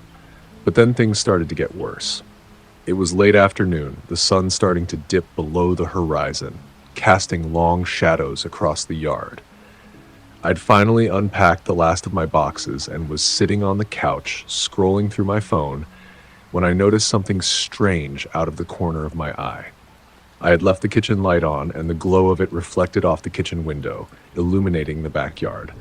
It all seemed fine at first, the overgrown lawn, the rusting shed, the stillness of the air. But something was wrong, a shape. I squinted, unsure if I was seeing things. But no, there, standing just by the back door, was a man, tall, thin. His face obscured by shadows, but his eyes, those eyes, pierced through the darkness, staring directly at me. I felt an icy shiver run down my spine, and I froze, unable to move. I didn't dare take my eyes off him. The man didn't blink. He didn't move. He just stood there watching. I tried to tell myself it was nothing. A neighbor, maybe someone walking by, but there was something deeply unsettling about the way he stood. It wasn't casual. It wasn't normal. He was waiting, watching. I felt the blood drain from my face, and my hands trembled as I reached for my phone. My fingers fumbled over the numbers, but my throat had gone dry. The words wouldn't come. What do you even say in a situation like this? There's a man standing in my backyard? It sounded ridiculous.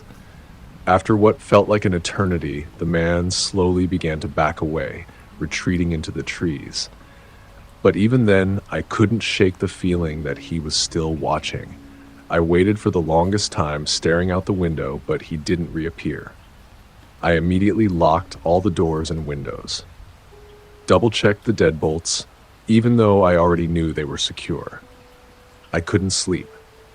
Every noise in the house seemed louder than it should be. The wind outside rattled the old windows, and the shadows from the trees swayed, casting odd shapes against the walls. I was too scared to close my eyes, afraid I would blink and somehow miss him slipping through the back door. The next morning, I went out to the backyard to check. No signs of anyone being there, nothing had been disturbed. But then I saw it. A footprint, fresh in the dirt by the back door. Not a normal one. This was large, the size of a boot that didn't match mine. It looked too big for someone I knew. I backed away from it, my pulse quickening. This wasn't an animal or a stray dog. Someone had been here. Someone had been watching me. I called the sheriff's office, my voice shaking as I explained what I had found. They sent a deputy out, but when he arrived, he didn't seem too concerned. He inspected the scratches, the footprint, and the area around the back door. Could be coyotes, wild pigs, he suggested, scratching his stubbled chin. They roam around here sometimes. You'll see all kinds of tracks after the rain. But I knew it wasn't an animal. I could feel it. My gut was telling me something wasn't right. It was the way the scratches were arranged, the way the footprint was so deliberate. No wild animal left a footprint like that. And the way the man had just stood there in my yard? No, this was no coincidence. I didn't press the deputy further, but I knew I couldn't ignore what had happened. The sense of being watched only grew stronger. The next few nights were the worst. I started hearing soft, almost imperceptible thuds, like someone was walking around outside. The sound of the back door scraping against the frame. At first, I thought it was just the house settling, the wind pushing against the wood. But deep down, I knew better. I wasn't just hearing things. I wasn't imagining it. Then, one morning, my neighbor Tom came over to check on me. He was an older guy, maybe in his late 60s, with graying hair and a slow drawl. He lived 2 houses down and had stopped by a few times to introduce himself when I moved in. He wasn't exactly the neighborly type, but I appreciated his check-ins. "You got anyone else living with you?" he asked, scanning the yard nervously as though looking for something. "No, it's just me," I replied.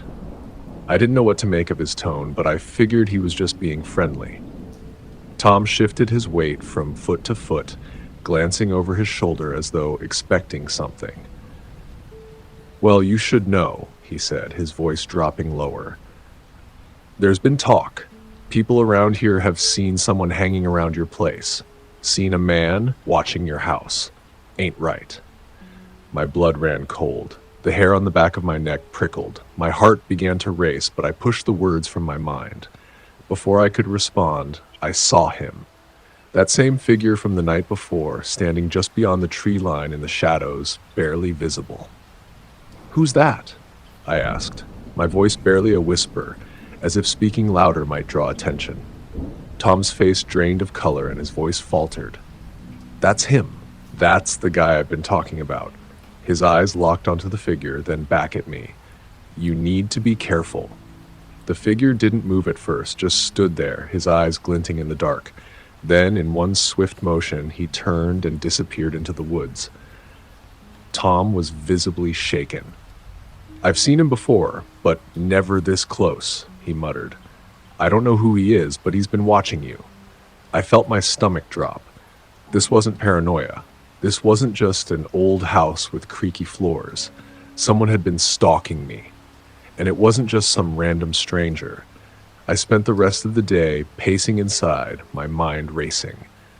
Then, on the 4th night after Tom's warning, it happened.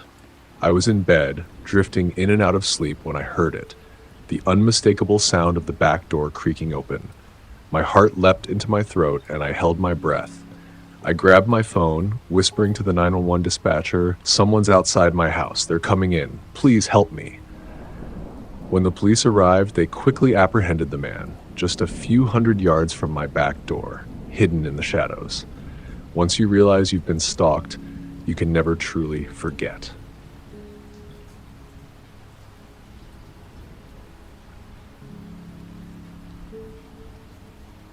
I never thought much about camping alone. I'm the type who craves solitude now and then, the kind of person who finds peace in leaving the world behind for a while. When life back home becomes overwhelming, a trip into the wilderness always seems like the perfect escape. No phone calls, no emails, just nature and quiet. So, when the stress of my life got to be too much, I decided to rent an RV and head into the heart of Texas hill country. The reviews for the campground I found were glowing.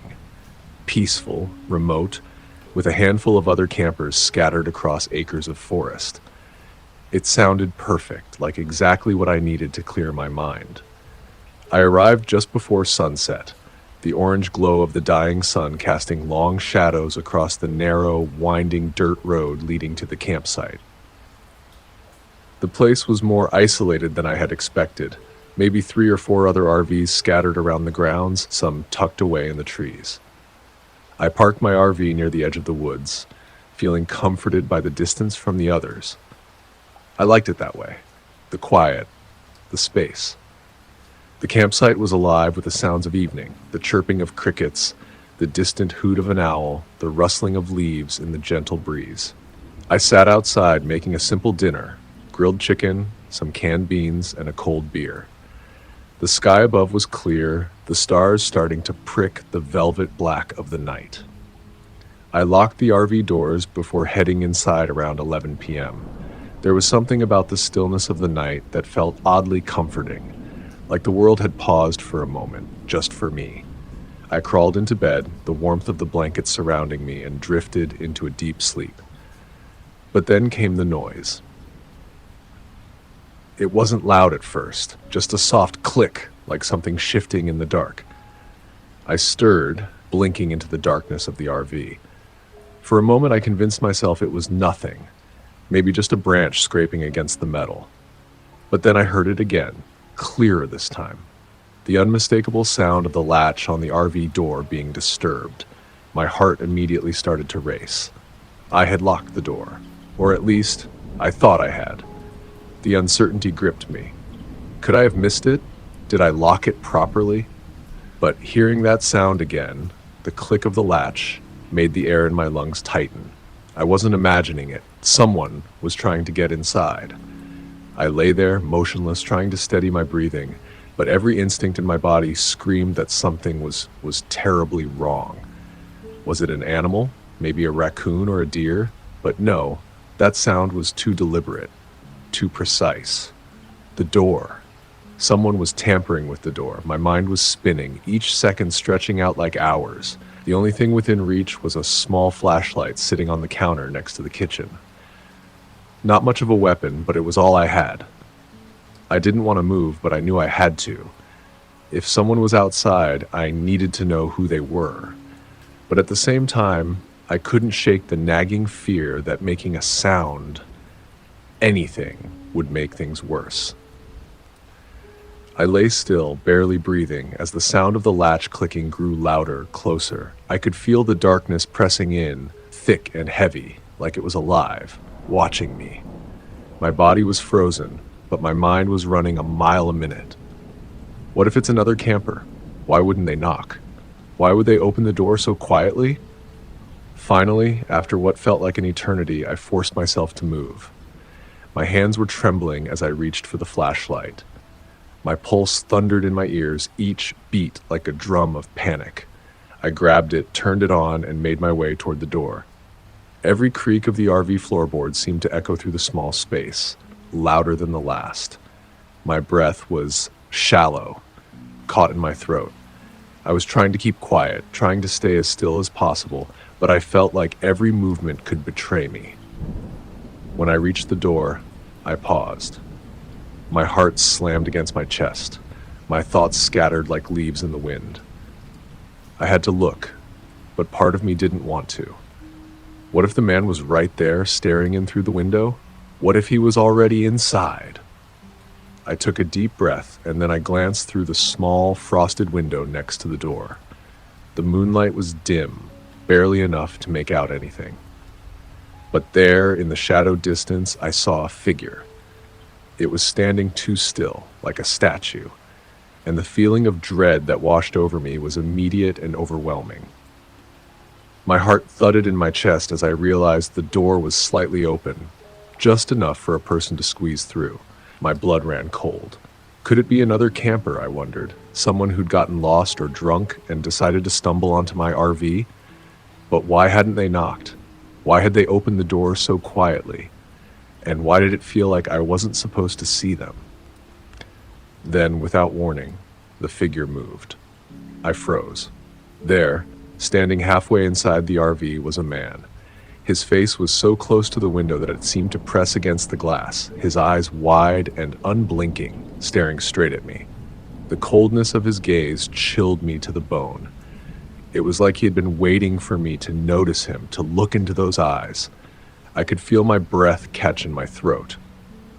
Every instinct in me screamed to run, to scream, to fight back, but my body didn't move. I couldn't move. I couldn't even breathe. He didn't say a word. He didn't make a sound. He just stood there watching me, his ragged jacket swaying slightly in the breeze. His hair was matted, dirty, and his face was gaunt, hollowed by something darker than fatigue. There was something wrong about him, something that wasn't just unsettling, it was dangerous. His eyes weren't wild or panicked. No, they were far too calm. It was the calmness of someone who knew exactly what they were doing, someone who was hunting. I didn't know who this man was, but every fiber of my being screamed that he wasn't here to talk. He wasn't here for a friendly chat. I had to act. I grabbed the flashlight, flicking it on, and shined it directly into his face. The light illuminated his features in stark detail. His eyes reflected something more than madness, something colder, like a predator staring down its prey. The light caught the sweat beading on his forehead, his uneven breath coming in ragged gasps. There was a flicker of recognition, but it didn't make sense. Had I seen this man before? Was he someone from the news? I could barely think straight. My heartbeat pounded in my ears. I could feel the blood rush to my face. "Who are you?" The words came out of my mouth in a hoarse whisper. I didn't know why I even asked. What good would it do? He didn't seem interested in answering. He didn't respond. Instead, his hand reached toward the door, slowly pushing it open wider. It creaked like a warning, like an invitation. My mind raced. What the hell was I supposed to do? I couldn't stay here. I couldn't run either, not with him blocking the doorway. But I couldn't wait for him to come inside. I scanned the RV, my mind scrambling for any escape plan. My phone was on the kitchen counter, but it was too far to reach. If I moved toward it, he might see it as a signal that I was trying to run. I couldn't risk that. And then, just as panic started to take over, I heard it. A rustling, something in the trees, a truck engine, a distant hum growing louder, closer. I wasn't alone. I rushed to the driver's seat, my body moving on pure instinct. I grabbed the keys from the dashboard, feeling them slip between my trembling fingers.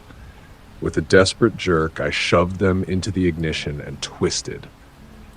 The engine roared to life, breaking the silence with a deafening growl.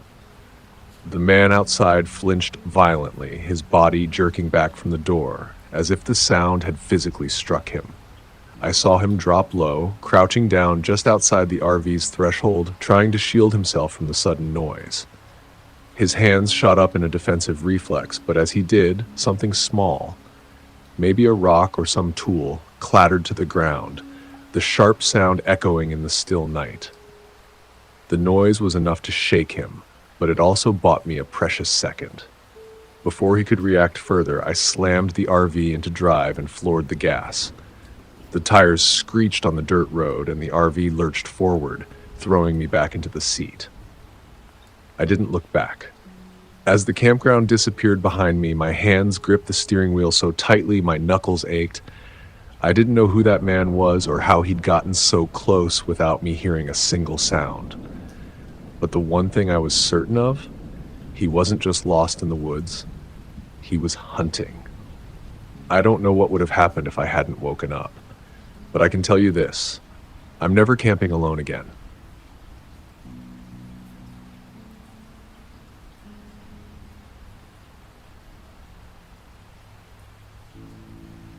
This all started when I decided to take a solo hiking trip out in the Texas Hill Country. I'd been wanting to get away from the noise of everyday life for a while, just needed some space to clear my head. I'm not the most experienced hiker, but I'd done a couple of easy trails before, and this one seemed like it would be a good challenge for the day. It was a beautiful morning when I set off. The sun was still low in the sky, casting a golden light over the rugged terrain. The air was warm but not too hot, just perfect for hiking. I didn't plan on going too far, maybe a few miles up one of the easier trails, then loop back around and head home. But things didn't go as planned. About 2 hours into my hike, I noticed something strange. I was walking along the trail, which had gotten a little rougher, and I hadn't passed another soul for what felt like forever. It wasn't unusual to feel a little isolated out there, but the silence was unsettling. Normally, you hear the birds or the wind rustling through the trees, but this felt still. That's when I saw them. Two men, dressed in park ranger uniforms, were standing near the trail ahead of me. I hadn't heard them coming, which made me feel uneasy. They were just there. They looked normal enough at first, tall, wearing the standard green and tan park ranger gear, and carrying what I assumed were radios clipped to their belts. They were standing side by side, almost like they were waiting for me. Their faces didn't seem particularly friendly, but they weren't threatening either. Still, I felt a tightness in my chest. As I approached, one of them gave me a quick nod, then spoke in a low voice, almost like he was trying to sound casual. "Hey there. You're going to want to turn back. There's been an incident up ahead." I stopped dead in my tracks. "An incident?" I asked, my heart suddenly racing. I didn't know what that could mean, but it sounded serious. The other ranger, who hadn't said anything yet, finally spoke up. "Yeah, it's best if you head back down the trail now. Just follow us for a while and we'll show you the safest way." Now, I'm not one to panic, but something about their tone made me feel off. I couldn't put my finger on it, but they didn't seem like the friendly rangers you'd expect in a national park. There was a stiffness to their movements, and they were standing just a little too close to each other. Maybe it was just my imagination, but I didn't get the sense that they were concerned for me. They were more like hurting me. I asked them what kind of incident it was. They just looked at each other, and the first ranger shrugged. "Best not to worry about it. Just follow us and we'll make sure you get out of here, okay?" At this point, I should have just turned around and left. But something kept me there, and honestly, I was kind of scared. I didn't want to be caught out there alone if something was wrong. So I decided to follow them. I figured they were park rangers, after all. They knew the land better than I did, and I trusted them. Or at least I thought I did. We started walking down the trail together, the rangers leading the way. For a while, everything was normal. The trail was still quiet, but I could hear the occasional snap of a branch underfoot. The rangers didn't talk much, just kept moving forward at a steady pace. I asked again what happened, but they didn't respond. The silence was deafening, and I felt that creeping unease start to gnaw at me. After about 15 minutes, we reached a part of the trail where it split into two different paths. The rangers paused for a moment, like they were deciding which way to go. Then, one of them, let's call him Ranger 1, turned to me and said, "We're going to take this way." That's when I noticed something that made my stomach flip. Ranger 1's badge didn't have a name on it. I don't know why it took me this long to see it, but when I looked closer, I realized that both of their badges were blank. No names, no titles, nothing. Just a blank silver plate where the details should have been. I froze. I don't know why it didn't register with me earlier, but now I couldn't shake the feeling that something was very wrong.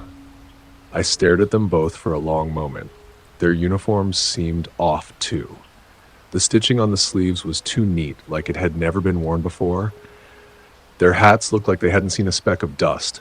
It was just too perfect, like something out of a bad movie.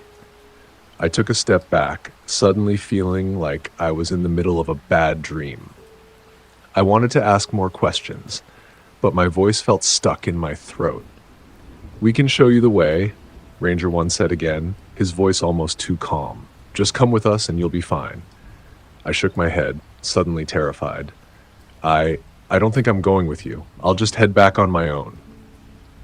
Ranger 1 didn't say anything. Instead, he reached out, grabbing my arm with an unsettling grip. I jerked away instinctively. "No, let go of me." For a second, I thought I was just overreacting. But when I tried to pull away again, Ranger 1's hand stayed firm on my arm. His fingers felt cold, too cold, and I could feel a sickening pressure building up. The silence between us felt thick and suffocating. Without thinking, I broke free, yanking my arm out of his grip. My heart was pounding now, and I didn't wait around to see what would happen next. I turned and ran. I didn't care where. I just wanted to get as far away from those two as possible. I heard them shout something behind me, but I didn't dare look back. My only thought was to get down to the parking lot and leave, fast. I don't know how long I ran, but when I finally made it back to the parking area, I was out of breath, shaking. I tried to calm down, telling myself that maybe I had just imagined the whole thing, but deep down, I knew something was wrong. I went to the ranger station as soon as I could. I tried to explain what happened, but when I mentioned the two rangers who had stopped me, the staff gave me the strangest look. The guy behind the counter asked me to wait for a minute, and then he came back with another ranger. "Can you describe these rangers?" he asked. I told him what I could remember: the uniforms, the blank badges, their cold grip, the whole thing. He just shook his head. "No one was sent out on that trail today. We don't have anyone out there right now." My stomach dropped. "What do you mean?" "There were two rangers. I saw them." The ranger behind the desk gave me a weird, uncomfortable look, like he wasn't sure what to say next. "Are you sure you're okay?" he asked. I left right after that. The rest of the day is a blur. I couldn't shake the feeling that something was terribly wrong, but I didn't know what. I've been back to that trail a few times since then, but every time I walk past that split where I saw them, I can't help but feel like someone's watching me. I don't know if it was some kind of bizarre prank or something darker, but I don't ever want to go near that place again. It's been months, and I still can't get it out of my head. Those rangers didn't look right. They didn't feel right. And the worst part? I have no idea what they wanted from me.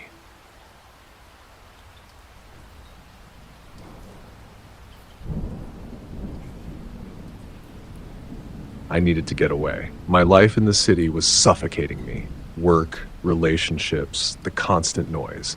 So I booked a cabin in the middle of nowhere, deep in the woods of Texas. I thought it would be the perfect place to recharge, clear my head, maybe do some reading, and just breathe. The cabin was isolated, nestled in a small valley, surrounded by thick trees that seemed to swallow up everything around it. It was small but cozy, with a fireplace, an old leather chair, and a view that stretched out for miles. I had my doubts about going alone, but I really needed the time to myself. The first night was peaceful. I set up my stuff, made a small fire, and just sat there, staring at the flames. There was no one around for miles, just the sound of the crackling fire and the occasional chirp of a night bird. It was beautiful in its silence. I felt safe. Almost too safe. Like I could be the only person left on Earth and it wouldn't matter. I woke up the next morning to sunlight pouring through the cabin windows. It was warm, comforting. The woods outside were still and quiet. I took a walk around the area to explore, hoping to get some fresh air and shake off the lingering thoughts of the city. It was just me and the trees, nothing but peace. But that night, everything changed. I was settling in for bed, feeling good, finally relaxed, like the weight of the world had been lifted off my shoulders. I remember locking the doors and checking the windows, just a quick glance to make sure everything was secure. I'd read a few ghost stories that afternoon to pass the time. Stupid, I know, but they were just stories, nothing real. I went to sleep early, around midnight. The cabin was warm, the kind of quiet you only get when you're truly alone. But at some point in the night, I woke up. It wasn't a sudden wake up, more like I slowly became aware that something was off. I tried to ignore it at first, telling myself it was nothing, just the wind or the house settling. But then I heard it again, a faint scuffling sound, almost like someone dragging their feet. My heart skipped a beat. It wasn't from outside. It was inside the cabin. I held my breath, trying to stay as still as possible, straining my ears. It was too quiet, too close. The sound came again, this time louder, like someone was moving down the hallway. My chest tightened. I knew then, someone was inside. I don't know how long I stayed frozen, but eventually I felt like I had no choice but to move. Slowly, carefully, I reached for my phone on the nightstand, but the screen showed no signal. I cursed under my breath. The closest town was miles away, and my chances of getting any help were slim to none. Then I heard a door creak open, my bedroom door. I was paralyzed. The last thing I wanted to do was confront whoever was in my cabin, but I couldn't just lie there and wait to be found. I had to make a plan. I grabbed the nearest thing to me, a heavy metal fireplace poker, and tried to steady my breathing. Then the door swung open fully. A figure stood in the doorway. I couldn't see them clearly, just the outline of a tall person wearing a dark hoodie. My heart raced. I could hear their breathing, slow and deliberate, like they were waiting for me to react. I didn't make a sound. I barely moved. The figure stepped inside, walking slowly toward me. My mind was racing, trying to think of anything I could do to get out of this. Should I scream? Should I fight? But I was too scared to do either. He spoke then, his voice low and gravelly. I didn't want to do this, but you shouldn't have come here. I didn't respond. My throat felt dry, like I couldn't even force the words out. What was I supposed to say? I tried to back away, but he was faster than I thought. Before I could make a move, he lunged forward, grabbed me by the arm, and shoved me back into the chair I'd been sitting in earlier. I struggled, trying to break free, but his grip was too strong. I kicked and squirmed, but it was useless. "Stop it," he growled. "You're not going anywhere." I kept fighting, but my body felt like it was turning to lead. He was pulling out a rope now, and in a panic I realized what was happening. He was tying me up. I managed to scream once, loud and desperate, but it was quickly muffled when he shoved something in my mouth. A rag. The taste was bitter, like something old, something rotten. I couldn't even make a sound to get help. I was completely helpless. His hands worked quickly, tying my wrists tightly to the chair. It felt like my skin was being pulled too tight. I tried to move, to twist my hands free, but the ropes were too thick. My heart was pounding so hard I thought I might pass out. "Please, don't," I tried to say, but it came out muffled and weak. He didn't answer. Instead, he stepped back, looking me over like I was just a thing, something to be controlled. It made my stomach churn. Then, just as I thought everything was lost, he walked to the door. The man paused and glanced back at me, a cold smile tugging at the corners of his lips. "I'll be back," he said. "Stay put." He left the room. I don't know how long I sat there, trying to break free from the ropes, trying to make sense of what was happening. My head was spinning, my body aching from the position I was in. My chest felt tight, like I couldn't get enough air. I didn't know if I had minutes, hours, or days before whatever came next. Then, out of nowhere, I heard another voice. This time, it wasn't the man who had tied me up.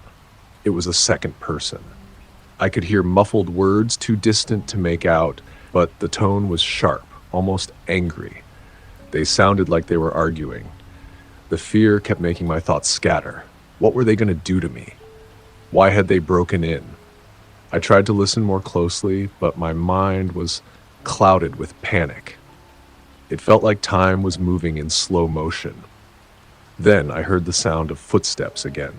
The door creaked open slowly, but it wasn't the man I'd seen earlier.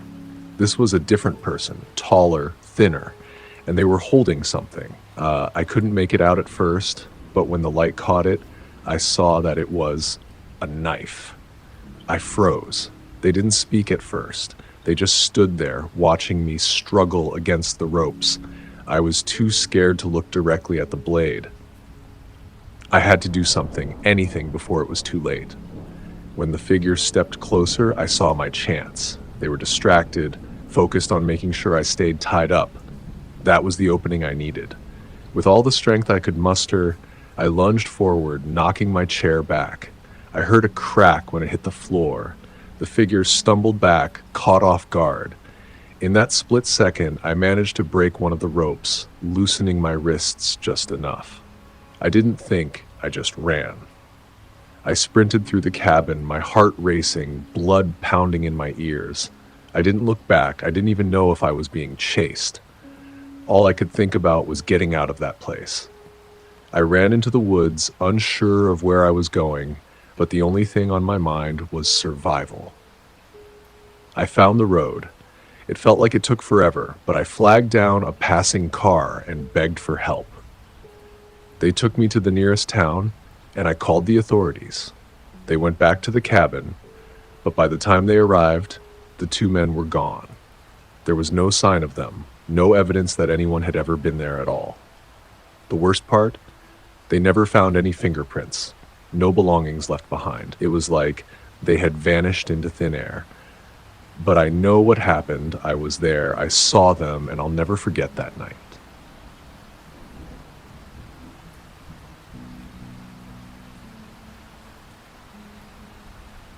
It was the second night of my trip, deep in the heart of nowhere, Texas. The kind of quiet that seems unnatural. So thick it swallows up sound, making even the wind feel like it's holding its breath. I'd been out there for a couple of days, parked on a little secluded spot I found through a camping app. Just me, my RV, and the vast, empty sky. No people, no noise, just the occasional rustle of wind through the sparse trees and the far-off chirping of crickets. Exactly what I needed to get away from everything. I thought I had no neighbors. This place was remote, miles from the nearest road, with a dirt track barely wide enough for a single car leading me to it. The land was flat and desolate, just dirt and dry brush stretching in every direction. A few scraggly trees bent under the wind, and the occasional cactus or rock stuck out from the ground like forgotten relics. It was isolation in the best way possible. Peaceful, remote, the kind of place I could disappear into. After dinner, I cleaned up and settled outside with a beer in hand, watching the sun set behind the horizon. The sky went from brilliant orange to deep purples and blues. I let the cool air fill my lungs, trying to soak in the stillness, the kind of quiet you only get when there's no one around. I was enjoying it. But then, I noticed it. Out of nowhere, a van appeared. It was a plain white van, and it was parked about 100 yards away, partially hidden behind some overgrown brush and tall patches of grass. At first, I didn't think much of it. It was a camper, right? Maybe someone else had found this little patch of wilderness and decided to set up a bit off the trail. But something didn't sit right. I hadn't heard the van approach. Not a single sound, and the road was so isolated that it was impossible for anyone to sneak up without making noise. Yet, there it was. It felt like it had been there for hours, waiting. I squinted into the fading light, trying to make out the details. The van was parked at an odd angle, like the driver was deliberately trying to stay hidden, out of view. I told myself it was nothing. People come out here all the time. But a tightness in my chest told me otherwise. I kept watching, unable to shake the uneasy feeling crawling over me. Maybe it was just me overthinking. Still, the van didn't move. It stayed there, parked in the growing darkness, like it was watching me. The sun finally sank, leaving a blanket of stars overhead. I finished my beer, trying to relax, but the tension wouldn't go away. Every few minutes I'd glance at the van, but it stayed perfectly still, almost too still. Something felt off. But how? I couldn't put my finger on it. By midnight, I was ready to turn in, but just as I was about to go inside, I saw movement by the van. A figure. Someone was walking around it, moving slowly, deliberately. It wasn't an animal. This was a person. My heart skipped a beat. I ducked behind the RV's window and tried to peer out through a crack in the blinds. My pulse was hammering in my chest. The figure moved cautiously, like they didn't want to be seen, and then they stopped, standing perfectly still. I couldn't make out any details, just the shape of a person moving around, and it didn't feel right. I stayed frozen, watching. The figure didn't do anything normal. No casual walking, no stretching. It was as though they were waiting for something or someone. I tried to tell myself I was being paranoid. Maybe they were just out for a late-night walk. But my gut was telling me something was off. Something wasn't right. I could feel it in my bones. Eventually, the figure disappeared. and the night returned to silence.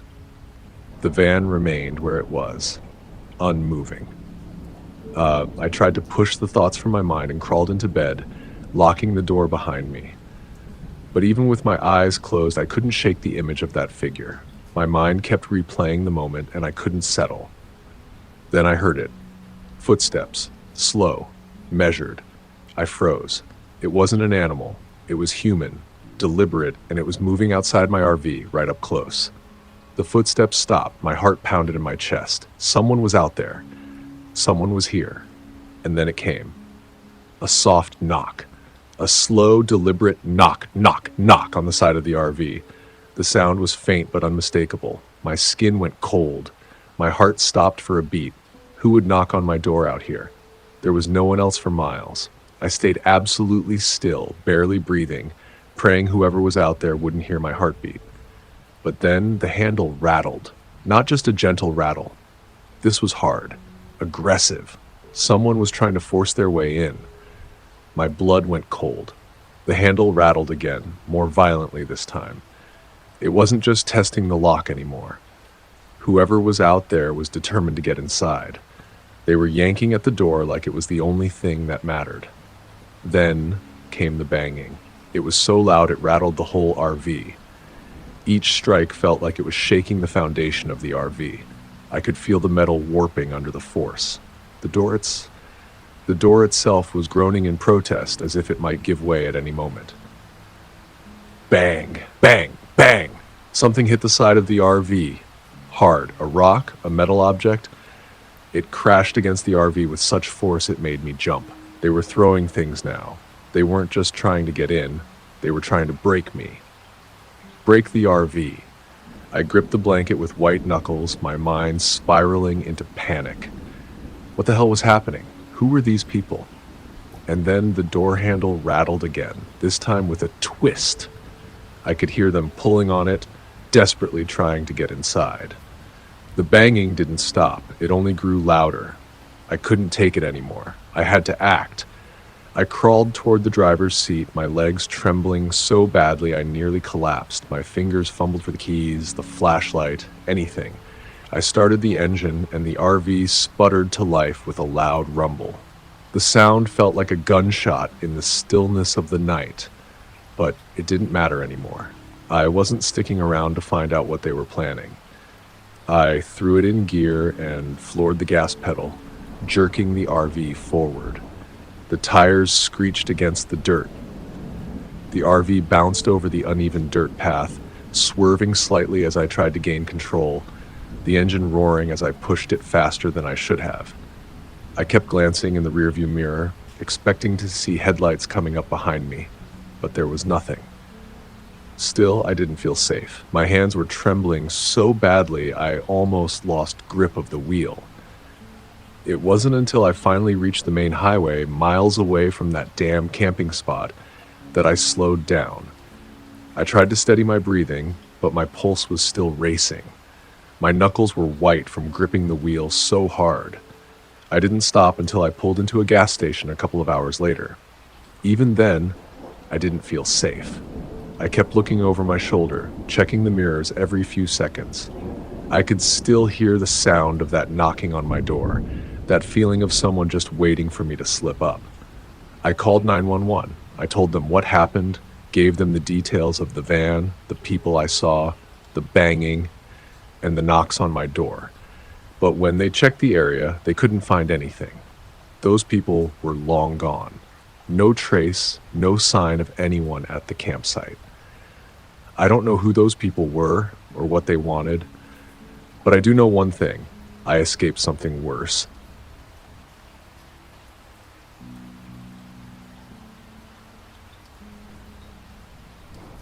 It was in Texas, deep in the woods, miles away from anything. No cell service, no neighbors, nothing.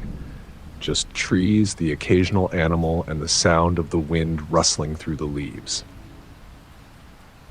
When I first saw the cabin, it looked exactly how you'd picture a secluded place in the middle of nowhere. Old, a little rundown, but charming in its own way. The owners had a family portrait on the wall, a dusty old rug in front of the fireplace, and a bookcase filled with worn-out novels. Nothing special, but cozy. I unloaded my stuff, made a fire, and settled in. The first few hours were fine, but as the sun dipped below the horizon, the atmosphere changed. The woods weren't as calming as they had been before. The wind picked up, and the trees began creaking and groaning. I figured it was just the usual sounds of a forest at night, no big deal. But then I saw the light. It was faint at first, just a tiny flicker through the trees. I thought maybe it was a car headlight, but I couldn't be sure. There's no way anyone would be out here at this time of night. The light blinked again, this time brighter, almost like a flashlight beam moving around.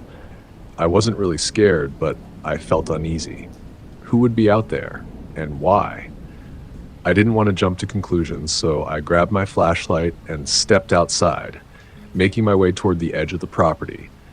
The beam of light was weaving in and out between the trees, disappearing just as quickly as it appeared. I moved a little further, calling out to see if anyone was there. No answer. Just silence, broken only by the occasional crack of a twig underfoot. For a moment I stood there, feeling like I was being watched. I told myself it was nothing, just someone passing through.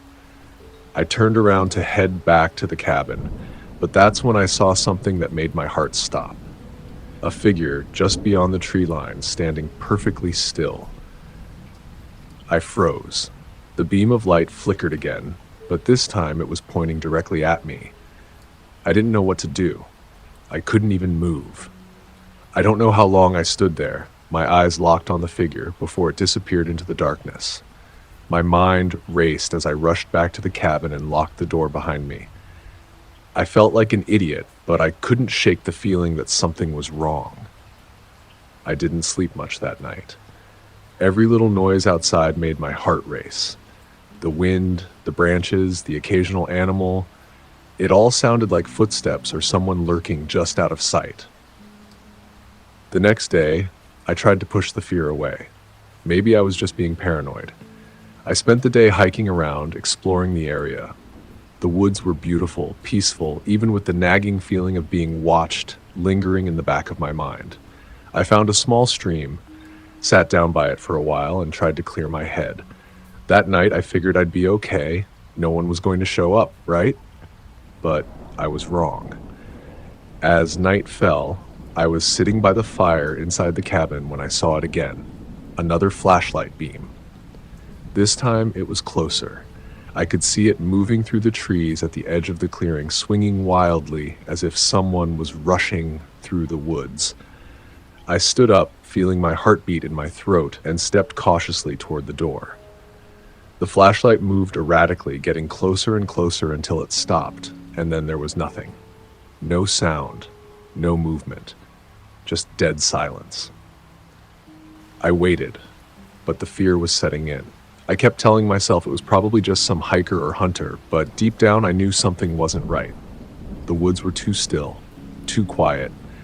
I had no intention of going back outside again, not unless I absolutely had to. That night, I locked all the windows, pulled the curtains shut, and sat by the fire, trying to ignore the sense of dread creeping over me. It was almost like I could feel someone, something, watching me through the walls. Hours passed, and eventually I must have fallen asleep. I woke up to the sound of something scraping at the door. It was faint at first, like fingers running along the wood, but it was enough to jolt me awake. My heart was racing. I waited, listening. The scraping stopped. For a second, I thought it was my imagination. Maybe an animal had wandered up to the door, but then I heard it, a loud knock. 3 distinct knocks on the door. I felt my blood run cold. Who the hell would be knocking on my door at this hour, out here? I grabbed the closest thing I could find, an old iron poker from the fireplace, and crept toward the door. My mind raced with 1,000 thoughts. What if it was just some random stranger? What if they were lost? What if they needed help? But deep down, I knew it wasn't just some lost hiker. There was something wrong about all of this. Then I heard a voice, muffled through the door. but unmistakable. "Let me in. I need help. Please." It was a man's voice, low and rough, like he had been out in the wilderness for days. I froze, clutching the poker so hard my knuckles went white. I didn't respond. I couldn't. I just stood there, hoping whoever it was would go away. But then the pounding started, harder this time, shaking the door with every strike. "Let me in! Let me in!" I backed away, heart racing. There was no way I was opening that door, not after everything that had turned into bangs. The knocks turned into bangs. It felt like the entire door might burst open at any moment. Then the voice came again, desperate and pleading, but this time there was something else in it. Anger, frustration. "I know you're in there! Open up!" I didn't know what to do. I grabbed my phone, but of course, there was no service. I couldn't call for help. The banging didn't stop. It only grew louder, more violent. I was trapped, cornered in a cabin in the middle of nowhere with something, pounding on the door, demanding to be let in. I didn't know how long I stayed huddled in the corner, but eventually I heard him walk away. The silence was deafening. I waited for what felt like hours, too terrified to move. The next morning, I made a run for it. I packed up whatever I could grab and left the cabin, not caring that I was leaving half my stuff behind. When I reached the main road, I finally managed to get a signal and called the police. It turns out that the man wasn't some random hiker or traveler. He was a wanted criminal, someone who had been hiding out in the woods for weeks, targeting isolated cabins for food, shelter, and whatever he could steal. The police said he was dangerous, armed, and probably watching me the whole time I was out there. They found his camp deep in the woods, along with a few stolen items from other cabins. As for me, I left the area immediately. I didn't even look back. I still don't know what would have happened if I had opened that door. But I know one thing for sure. I'll never go back to the woods alone again.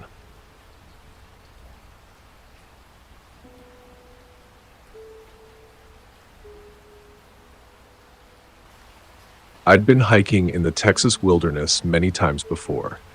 Not the most dangerous or challenging trails, but I knew the landscape well enough to feel comfortable out there, even when I was alone.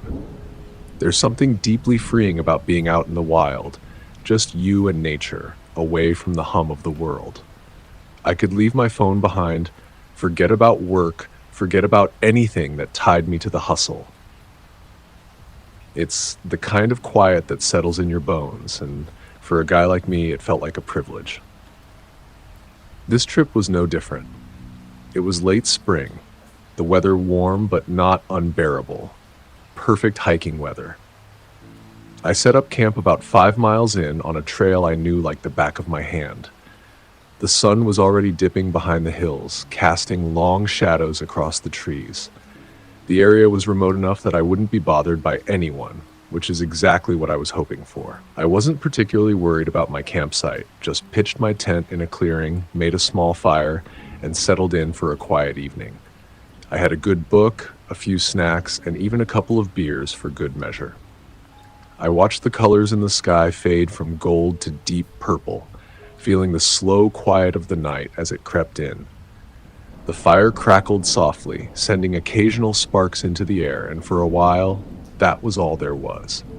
It was peaceful, perfectly peaceful. But that's when it started. Around midnight, the wind picked up, nothing too unusual. The air was still warm, but carried that coolness that comes with the night. The trees rustled, and I half closed my eyes, listening to the familiar sounds of the wilderness. The distant hoot of an owl, the chirp of crickets, the gentle rustling of leaves. I leaned back in my camping chair, sipping my beer, feeling the calmness of the moment. Then, something changed. The wind grew stronger, but oddly enough, the sounds from the forest didn't. It's hard to describe, but the silence that followed was deafening. I glanced around, trying to make sense of it.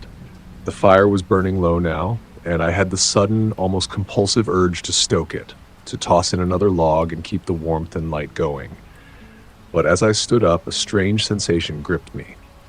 My chest tightened, and I felt this subtle but unmistakable pressure in the air. like something was just off. I paused, scanning the trees around me, the darkness creeping in from all sides. But there was nothing. The shadows seemed to stretch further than normal, like they were swallowing the light of the fire. Still, nothing moved. The night was unnaturally still, too still. I shook it off, telling myself it was just the isolation, the silence getting to me. So I crawled back into my tent, zipped it up, and tried to relax. I'd be fine. It was probably nothing. But then I noticed something that didn't belong. The smell. It wasn't anything overt, nothing rotten or overtly foul, but it was unsettling. It was sour, musty, like damp earth, and something I couldn't quite place. It reminded me of old, decaying leaves in a swamp, but sharper, heavier, more pungent. I sat up, my heart starting to thud in my chest. I tried to rationalize it, tell myself it was just the forest, maybe the wind had blown something from the brush near my camp. But it didn't sit right. It didn't feel like nature. The tent around me was dark, the only light coming from the faint glow of the fire outside. I stared at the flap for a moment, half expecting to see someone, or something, standing just outside, watching. But nothing was there. Just the fire flickering and crackling in the distance. Yet the unease remained, growing heavier as the minutes ticked by. I told myself to just sleep, that I was overthinking it, and pulled my sleeping bag tighter around me. I closed my eyes, trying to block out the strange sensation creeping along my spine. I needed rest. An hour passed, or maybe 2, I'm not sure, but I woke suddenly. It wasn't a gradual stirring from sleep. It was more like I had been yanked out of a deep, dreamless slumber. I blinked in confusion, trying to reorient myself in the darkness, but something felt wrong. The air was colder now, and the silence was even thicker than before, like the whole world was holding its breath. I reached for the zipper of the tent and pulled it open, thinking I could just take a quick look around. But before I could even poke my head out, I froze. There was a sound, but not from the forest. This sound was too close, too deliberate. Heavy, slow footsteps, crunching through the underbrush. My breath hitched in my throat, my pulse spiking. I was sure it wasn't an animal. It didn't have the erratic rhythm of a deer or the cautious steps of a boar. No, these were human footsteps, and they were deliberate, controlled. It sounded like someone was walking slowly, purposefully, like they knew I was there and didn't care.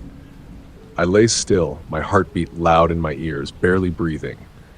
The sound was coming closer. The footsteps stopped just outside my tent.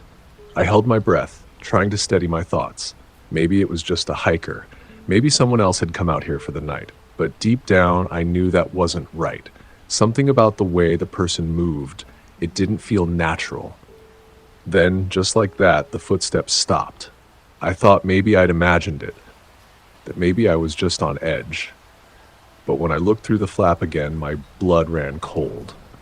A shadow stood near the fire, barely visible in the low glow of the embers. The shape was tall, unnaturally tall, and broad. The way it stood, it felt wrong. Not just the size, but the posture. There was something off about the way it held itself, like it wasn't quite human. The figure didn't move at first. It just stood there watching the fire, and I couldn't tear my eyes away. My pulse thundered in my ears as I tried to steady my breathing. But then it moved. Slowly. Too slowly. It took one deliberate step toward my tent. I scrambled for my pocket knife, my hands trembling, not even sure what I was going to do with it. The figure was close now, too close, and I could see more details in the flickering light. It was huge, tall, with a broad frame that seemed to block out the light. The movements were unsettling, unnatural. It wasn't quite human, and I could feel it. My mind screamed at me to do something, anything. Suddenly the tent was struck, slammed from the outside. I didn't have time to react. The sound was so sudden, so violent, it felt like the entire world had exploded around me. I screamed without thinking, the panic rushing in like a wave, but almost as soon as I did, I regretted it. The figure's hands scraped across the side of the tent, like it was searching for me, feeling its way along the fabric. I could hear its breathing, deep, slow, deliberate. Every exhale sent a chill down my spine. My heart pounded in my chest, my entire body frozen. Then, that hand reached under the flap, grabbing my wrist with a grip so strong I thought my bones would snap. The skin was rough, calloused, and it reeked of decay, of something worse than dirt. I didn't think. I just reacted. With every ounce of strength I could muster, I swung my knife blindly, hoping to strike something, anything. The figure didn't let go. It yanked me toward the flap, dragging me toward the opening. I fought with everything I had, kicking, screaming, desperate to break free. Finally, with one last burst of strength, I managed to push the hand away and tumble out of the tent. I didn't stop running. I didn't even think to look back. I just ran. Fast, hard, through the trees, through the rocks, the underbrush, tearing at my legs. My breath came in gasps, my heart racing in my chest, but I didn't dare slow down. It felt like I ran for miles. My body burned, my legs ached, but I didn't stop until I hit the main trail again, the familiar path leading back toward the parking lot. My chest felt like it was going to explode, but I didn't stop running until I saw my truck. I collapsed in the dirt, gasping for air. The next morning, I went back with the police, hoping to find something, anything, that could explain what had happened. But when we reached the spot, there was nothing. The fire was out, the ashes cold and dark. My tent was gone. All my gear, gone. As if it had never been there. The police thought I was disoriented. They chalked it up to exhaustion, maybe even animals tearing my campsite apart. But there was no sign of struggle, no tracks, no footprints, no evidence at all that anything had happened. To this day, I don't know what I encountered out there. I don't know if it was a person or something else. But I know this. The woods have their secrets, and I'll never step foot in them again. Not as long as I live.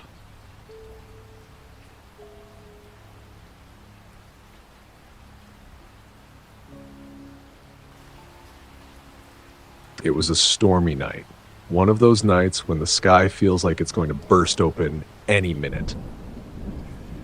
The kind of night that makes you want to stay under the covers and forget about the world outside. I wasn't expecting anything out of the ordinary, just a quiet weekend alone. The plan was simple: get away from the noise, the crowds, and the constant rush of life. I had booked a small cabin in the middle of nowhere in Texas, thinking the isolation would be a good chance to unwind. It was about 2 hours from the nearest town, and there were no other cabins or houses nearby, just miles and miles of thick forest. I'd driven there that afternoon, and the weather had been perfectly fine. A few clouds in the sky, a mild breeze, nothing that made me think twice. But by the time I arrived, things started to change. The temperature had dropped, and the clouds thickened. The air grew heavier, thick with moisture, and it seemed like the storm was brewing in the distance, just waiting for the right moment to hit. The cabin itself was charming in a rough-around-the-edges way. It was a single-story place, made of aged wood, with a small stone fireplace and a couple of big armchairs that looked like they had seen better days. There was a small kitchen area with an old stove, a refrigerator that looked like it belonged in a different era, and a table that wobbled slightly when you leaned on it. A bed in the corner, covered with an old quilt, was nestled beside a large window that looked out into the thick forest. There was something peaceful about it, but also something lonely. I set my bag down by the bed and lit a couple of candles. The storm outside had been picking up, and the wind was howling through the trees like an animal in pain. I could hear the occasional crack of thunder off in the distance, but nothing too close yet. I was getting the fire going when I realized that the electricity had gone out. At first, I didn't mind. It felt kind of cozy, really. Just the flickering light of the candles, the crackling of the fire, and the sound of rain pattering against the roof. The storm outside was intense now, the rain coming down in sheets, and the wind rattling the walls. But that was all. I should have known better. I had planned to spend the night reading, maybe journal a bit, just relax in the quiet. But after a couple of hours, I started to feel restless. The storm was getting worse, and the isolation was starting to get to me. It was almost too quiet. The kind of quiet that presses in on you, making every sound seem 10 times louder than it really was. The rain hit harder against the windows, and every now and then I could hear the distant groan of the trees swaying in the wind. But it was nothing out of the ordinary, or so I thought. That's when I first heard it. A soft tapping. I thought it was just the wind. The storm was strong, and I figured it could be branches or debris striking the window. But then it came again, the tapping a little louder this time. I froze, my eyes snapping to the window. I wasn't sure what I was expecting to see. There was nothing outside but rain and darkness. The trees barely moved in the wind. The storm was loud enough that it would have drowned out any sound from outside. Still, I couldn't shake the feeling that something was off. I stood there, staring at the window, waiting. I told myself it was nothing, just the storm playing tricks on me. I was tired. I hadn't slept much the night before. Maybe I was just imagining things. But the tapping continued, and I could feel my heart starting to race in my chest. The sound was too rhythmic, too deliberate. It wasn't random. Something was out there. I moved to the window and slowly drew the curtain back. The darkness outside pressed in on me like a heavy blanket. I could barely see anything beyond a few feet. The flashlight I had used earlier was still sitting on the table, and I grabbed it, flicking it on. I shone the light toward the trees, the beam cutting through the rain. Nothing. The forest was still. There was no movement, no sign of anything that could have made the sound. I turned the flashlight off and stood there for a moment, listening. The rain was coming down so hard now, I could barely hear anything but the constant drumming against the roof. But then, just as I was about to turn away, it came again. Tap, tap, tap. Louder this time, closer. My stomach dropped. I could feel a knot tighten in my chest, like a cold hand wrapping around my heart. I couldn't explain it, but I knew that whatever was out there wasn't just the storm. I grabbed the flashlight and ran to the door. I had to check. It didn't make sense. Who would be out here? I opened the door, stepping onto the porch. The wind hit me like a physical force, and the rain immediately soaked through my clothes. I squinted into the dark, the beam of the flashlight shaking in my hand. The woods stretched out in every direction, and there was nothing, just trees and darkness. I could feel the hairs on the back of my neck standing up.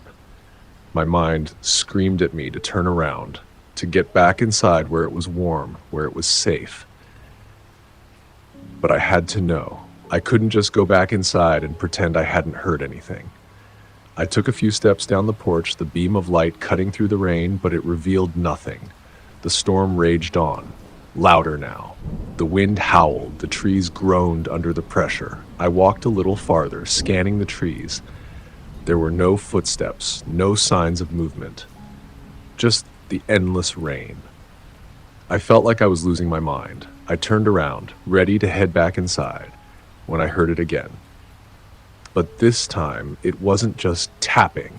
It was a low, scraping sound. My heart skipped a beat. The hair on my arms stood on end. I rushed back inside, slamming the door behind me, and locked it.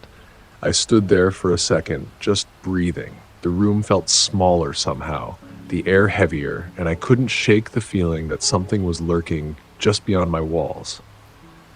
The scraping stopped, and for a brief moment I wondered if it had all been in my head. Maybe it had just been the storm. Maybe it had been a branch scraping against the side of the cabin. But then the tapping started again. I felt my breath catch in my throat. My mind was screaming at me to do something, anything, to make sense of what was happening, but I was frozen in place. I couldn't move. The tapping continued, now faster, more insistent, as if it was calling me, urging me to look outside again. I couldn't do it. I couldn't bring myself to look out that window again. But the sound grew louder, almost desperate now. It wasn't random. It wasn't just the storm. I had to know what it was. I moved towards the window again, but before I could reach it, the glass suddenly shattered. I didn't even hear it coming. 1 second, the window was fine, and the next, crash! Glass sprayed across the floor, and I stumbled back, my heart pounding in my chest. And then, through the broken window, I saw it, a shadow. It was tall, thin, and the figure was moving, slowly, deliberately. I couldn't see its face, but the shape was unmistakable. It was a man, or at least it looked like one. The shadow lunged forward, and I didn't have time to react. It grabbed me, its hands cold as ice, pulling me toward the window. My legs hit the frame, and I felt the wind on my face, the rain stinging my skin. I tried to scream, to push away, but the figure was strong, too strong. In the blur of panic, I scrambled for anything I could use. My hand found the fireplace poker, and I swung it with everything I had, the metal hitting the figure's arm with a sickening thud. It grunted, but didn't let go. I swung again, this time connecting with its side. The figure staggered back, finally loosening its grip. I didn't hesitate. I shoved the poker into the man's face, and with a scream, I broke free. The figure grunted in pain, but instead of continuing the attack, it pulled back. I barely had time to process what was happening before the shadow bolted back into the rain-soaked forest, vanishing into the darkness. I stood there, breathless and terrified, still holding the poker, unsure if I had just imagined everything or if that had actually happened. My mind was struggling to catch up with my body, trying to make sense of the impossibility of it all. That figure? Who was it? What did they want? I couldn't shake the feeling that I wasn't alone anymore. The storm outside had gone quiet, as if the world was holding its breath, waiting for the next move. My thoughts scrambled for any kind of logic, but nothing made sense. I should have called the police, should have gotten help. I took a deep breath, forcing myself to calm down. Slowly, I stumbled to the small kitchen counter, grabbing my phone. My hands were shaking as I dialed 911. It rang 3 times before someone answered. 911. What's your emergency? I could barely get the words out, but I managed to explain, my voice trembling. Someone tried to break into my cabin. I think they're still out there. Please, I need help. Stay inside, stay on the line, the operator urged. We're sending an officer to your location. Remain calm. I nodded, even though I knew they couldn't see me. I hung up after a few more reassuring words from the operator, but the fear remained, gnawing at the back of my mind. I bolted the door once again and moved to the window, trying to keep watch through the broken glass, but the forest outside was still. Empty. The shadow that had attacked me was gone, and yet the feeling of being watched never left. It felt like an eternity before I finally heard the siren of sirens piercing the quiet night. The flashing lights through the cracks in the curtains sent a wave of relief through me, but I wasn't ready to relax just yet, not until I knew the threat was truly gone. I ran to the door, unlocking it just enough to let the officers inside. 2 of them, both dressed in dark uniforms, stepped cautiously into the cabin.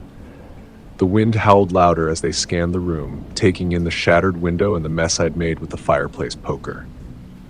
You're safe now, one of the officers said, his voice low and steady, though his eyes kept flicking toward the broken window.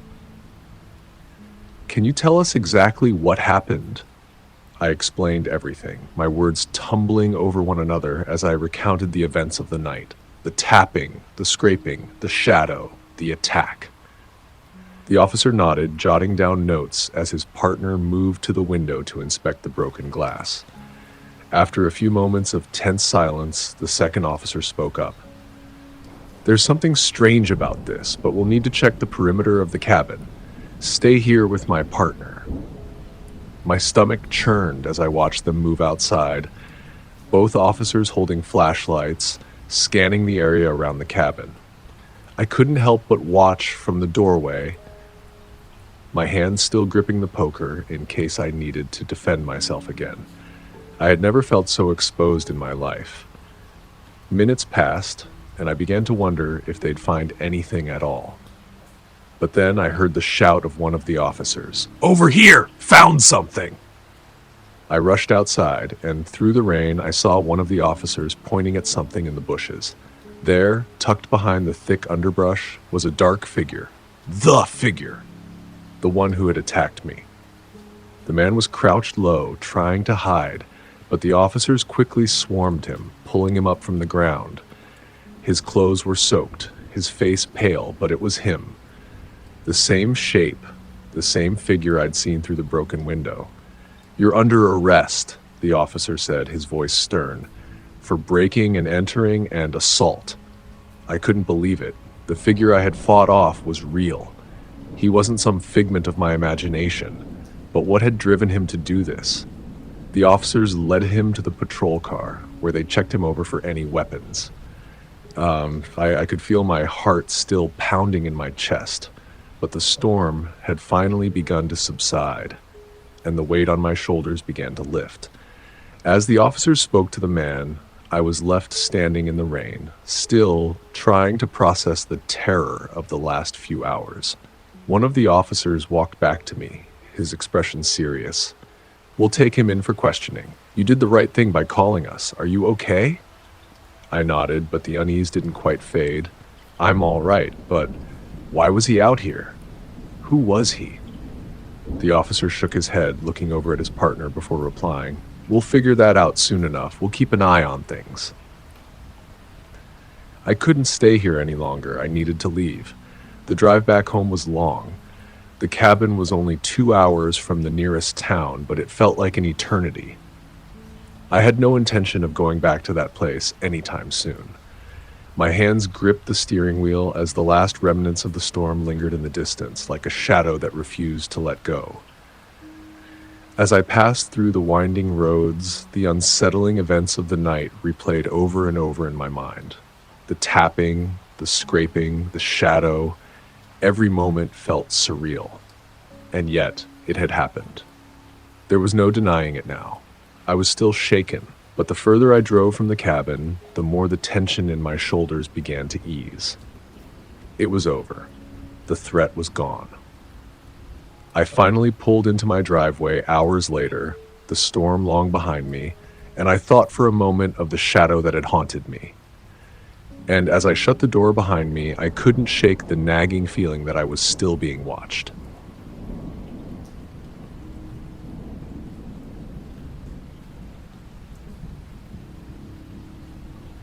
It was supposed to be a relaxing weekend getaway, just me and my 4 friends. We were all looking forward to it.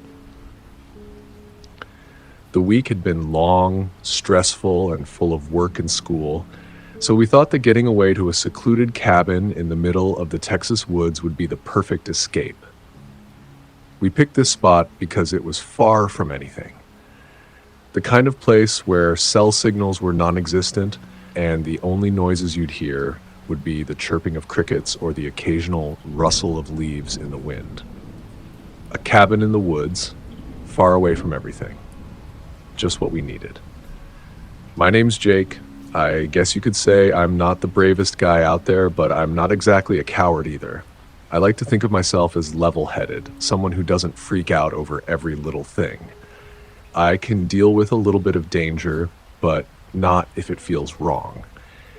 If you can picture me, I'm tall, with short brown hair and always sporting a slightly nervous grin, like I'm trying to hide how anxious I am even though I'm trying to be tough. There's Matt, always joking around to keep things light, even if it's not the right moment. Then there's Emily, the quiet one, who always seemed to be more aware of things than she let on. Liam, the tough guy of the group, the one who'd never let anything shake him up. And Sarah, well, Sarah's the one who loves the outdoors. She's all about hiking, camping, and fishing. She's the one who suggested the trip, actually, and was so excited to show us all how great the cabin would be. We arrived in the late afternoon, the sun dipping low in the sky, casting a warm, golden light over the landscape as we made our way down a dusty dirt road to the cabin. The trees surrounded us as we neared the place, and the air felt a little cooler, a little fresher than in the city. The cabin was small, but It was exactly what we expected. It was built with logs, and there was a rustic feel to the whole place, like something you'd find in an old Western movie. A big stone fireplace sat in the center of the cabin, and a large wooden table was positioned right next to a wall of windows overlooking the woods. Outside, there was a fire pit surrounded by logs that served as makeshift seating. It was the kind of place you could picture people sitting around, telling stories, drinking beer, and just forgetting about the world. We unloaded our gear, unpacked, and then set up the fire. The wind had picked up, rustling through the trees, and the only sound in the air was the crackling of the wood burning in the fire.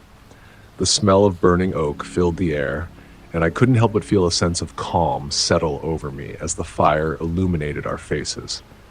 It was just starting to get dark, and the sky above was a deep shade of purple as the last traces of sunlight faded away. We sat there, passing around beers, joking, and laughing. The conversation was light, nothing serious, just the kind of stuff you'd talk about when you've been friends for years. It was the kind of night where you could forget about your problems and just enjoy each other's company. It felt safe, like nothing could go wrong. But then, as the night wore on, something caught my eye. I was sitting across from Emily when I noticed her staring into the distance. Her expression changed. She was no longer smiling, no longer laughing.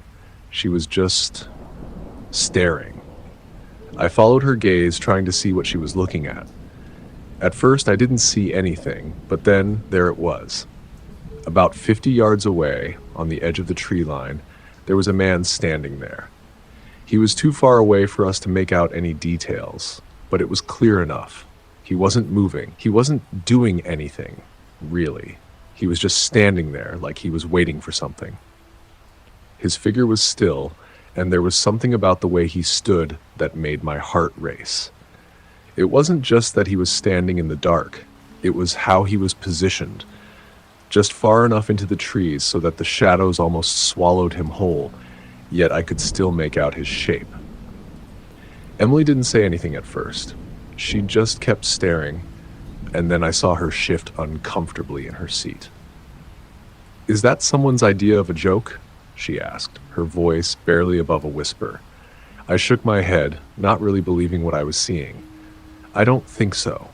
Maybe it's just a hiker or someone lost," Matt suggested, still trying to make light of the situation. He got up and walked to the edge of the firelight, squinting into the darkness. "Yo, you lost or something?" he shouted. His voice rang out, loud and clearer, but there was no response. I turned to Liam, who was looking at the man as well. He didn't seem as concerned, but his brow furrowed in confusion. "Maybe it's a hunter," he said, brushing it off. "People do weird stuff out here. Nothing to worry about." But I could tell Emily wasn't convinced. Neither was I. There was something about the man's stillness that unnerved me. It was like he wasn't just standing there by accident. He was there on purpose, watching us. And the longer I looked, the more it felt wrong. We all sat there quietly, unsure of what to do. Liam kept saying it was nothing, that we were overthinking things, but Sarah, who had been quiet up until that point, spoke up. "Guys, I don't like this," she said, her voice tight with unease. "We should probably go inside. It's getting late." "Yeah, let's head inside," Emily agreed, her voice shaking just a little. I stood up and turned to head for the cabin, but just as I was about to reach the door, Liam stopped me. "Hey, wait a second. I'm going to go see who that is," he said, grabbing a flashlight from the table and pushing open the door. "Liam, don't," Emily pleaded. "We don't know who he is. Just leave him alone." But Liam wasn't listening. He was already out the door, his flashlight beam cutting through the darkness. I hesitated, watching him make his way toward the tree line, but something stopped me from calling him back. I don't know why. Maybe it was the alcohol, or maybe it was just that feeling I couldn't shake, but I watched as Liam walked toward the edge of the woods. He didn't seem scared. He didn't seem to think anything was wrong. Then something strange happened. The man in the trees moved, but it wasn't like a normal movement. It was smooth, unnatural, like he glided across the ground, not walking, not running, just moving through the shadows. One step, then another, until he disappeared into the trees again. Liam had stopped walking too. He was frozen in place, staring into the woods, his flashlight shaking in his hand. "Liam?" I called out. He didn't answer right away. Instead, he turned slowly, his face pale and his eyes wide with fear. It was the first time I'd ever seen him look so rattled. "We need to go inside, now," he said, his voice tight. The three of us scrambled to our feet, heading for the door, but we were all suddenly aware of how alone we were out there. The air felt colder, heavier, like something was closing in on us. We rushed inside, slamming the door shut behind us and locking it. The walls seemed to close in, and for a second, I felt like we were in a cage. We tried to shake it off, tried to tell ourselves that it was just some stranger passing through by, someone who lived out here. But deep down, none of us believed that. Then the power went out. It wasn't gradual. The lights flickered once and then shut off completely. The whole cabin was bathed in darkness, and the only light came from the glowing embers of the fire outside. "Check the fuse box," I said, my voice trembling despite myself. But when Liam checked, he found nothing. No blown fuses, no electrical problem, just total darkness. Then the knock came. Knock! Knock! It was sharp, deliberate, the sound of someone wanting to be heard. We froze. It came again, louder this time. The door rattled with the force of the knocks as if someone was testing the lock. "Who is it?" I called out, though my voice was barely a whisper. There was no answer. Only more knocking, harder, more urgent this time. I tried to peek out the window, but the curtains were too thick. Instead, I stood there, listening as the knocks grew louder, like the person outside was trying to break the door down. And then I heard it. The man's voice, deep and calm, cutting through the silence. "You can't hide forever," he said, his voice so clear it sent a shiver down my spine. "I know you're in there." The door shook with another violent knock, followed by the unmistakable sound of something being dragged along the ground. We didn't know what to do. We were trapped. Then the window broke. A single shot rang out, a shot through the window. It shattered the glass, sending shards of it flying across the room. We all screamed, ducking down, scrambling for cover. The shot didn't hit us, but it wasn't the last one. We knew we couldn't stay. We had to run.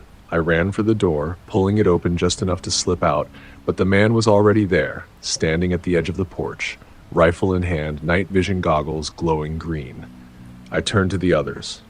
"Go, go!"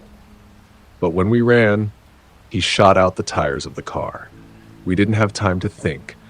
We ran into the woods, deeper and deeper, not knowing where we were going, just running from the nightmare. The night seemed endless, the woods sprawling around us, thick with trees. Our legs burned, our breath coming in ragged gasps as we stumbled through the underbrush, trying to put distance between ourselves and the man with the rifle. It wasn't until we found another cabin miles away from the first that we managed to get help. We knocked on the door, practically begging the couple who answered to let us in. They called the police, but by the time they arrived, the man was gone. We never found out who he was or why he'd been watching us. The police found evidence he'd been in the area for days, but that's all. No trace of him, no explanation. We left the woods the next morning, shaken to our cores, and I haven't been back since. But every time I hear a rustling in the trees, every time I find myself far from civilization, I shake the feeling that he's still out there watching.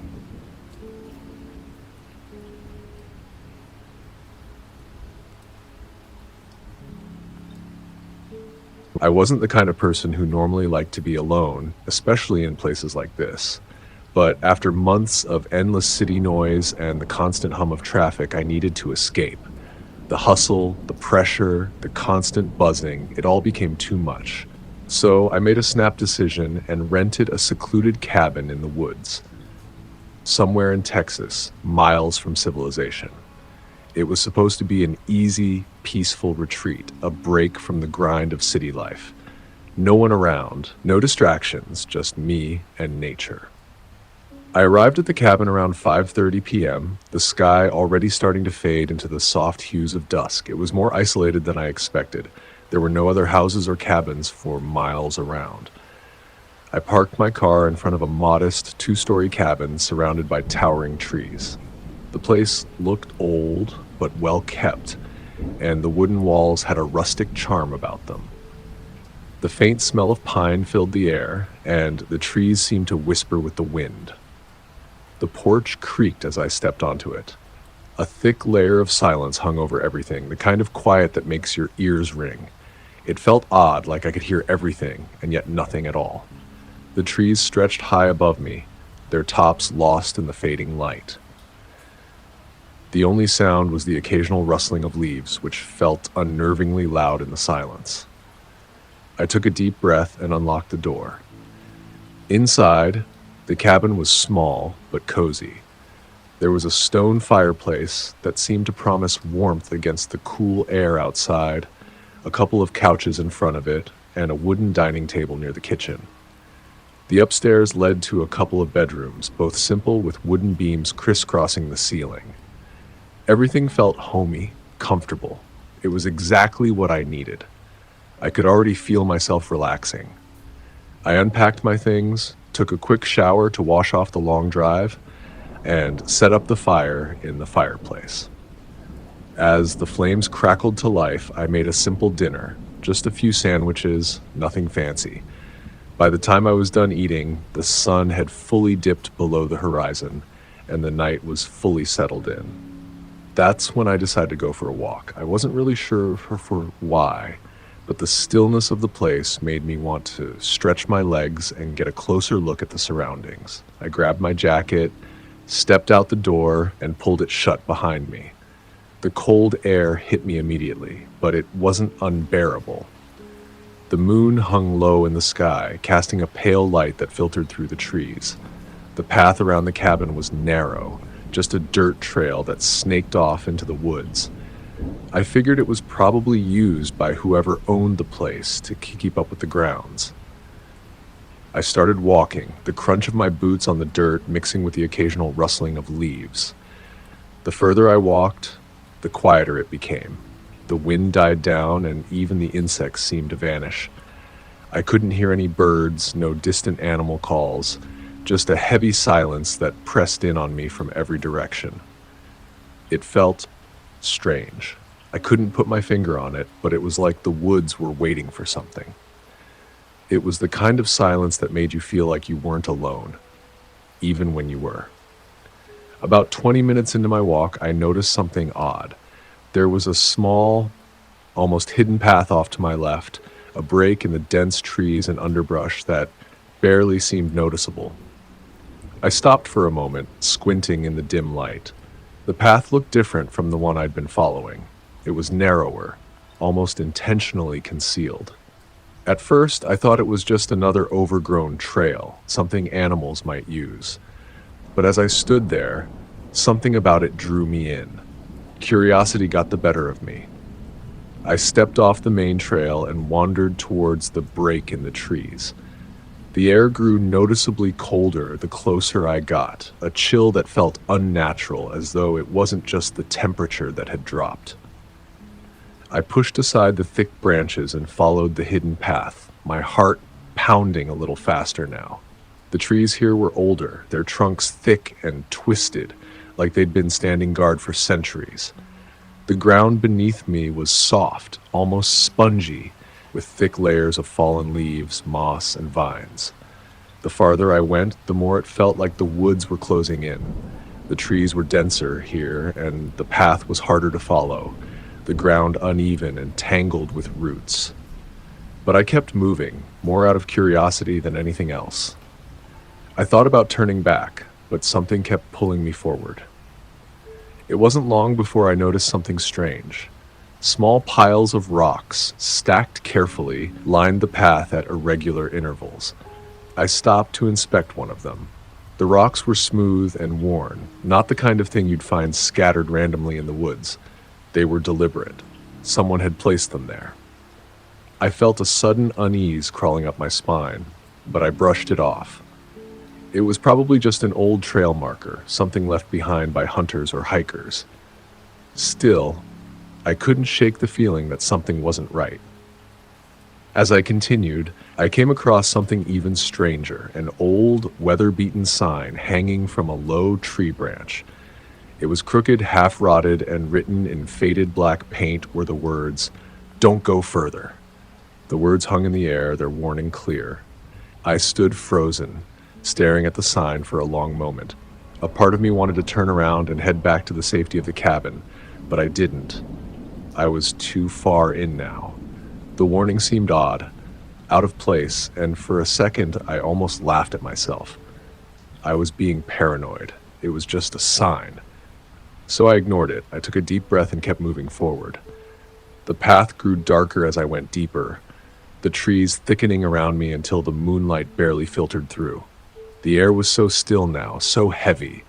I felt like the woods themselves were holding their breath. I was no longer sure if I was alone out here, but I pressed on.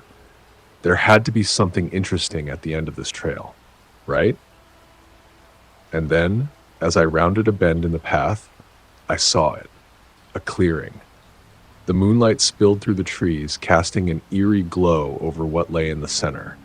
At first, I thought it was just an odd part of the landscape, maybe a sinkhole or something. But when I got closer, I realized what it really was. A deep pit, at least 10 feet across, with jagged, rusted metal spikes sticking up from the bottom. The edges of the pit were lined with dirt and old, crumbling wood that had long since rotted. It looked old, unnaturally so, the kind of thing that hadn't been touched in years. I froze, my breath catching in my chest. The sight of the pit made my stomach churn. It wasn't just a hole, it was a trap. A trap that someone had set with the intention of, what? Catching something? Someone? I took a cautious step forward, peering down into the darkness below.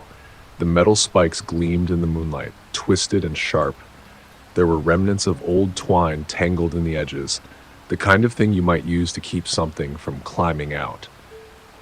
A sudden wave of nausea hit me, and I took a step back. That's when my foot slipped.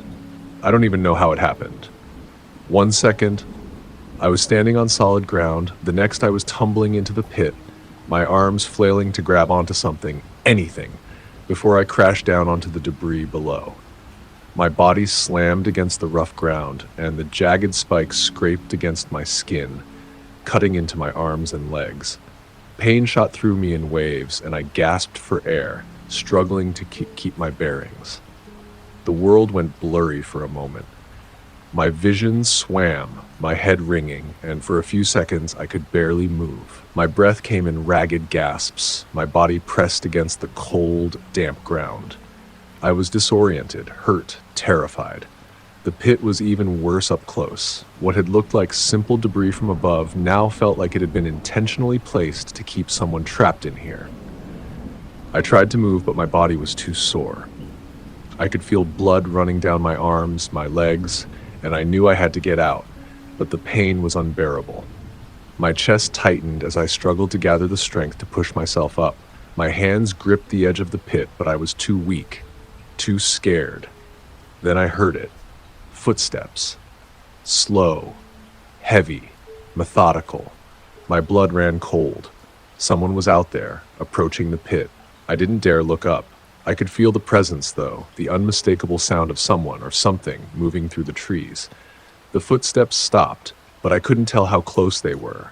I could hear breathing, low and labored, like whoever it was trying to stay quiet, to sneak up on me.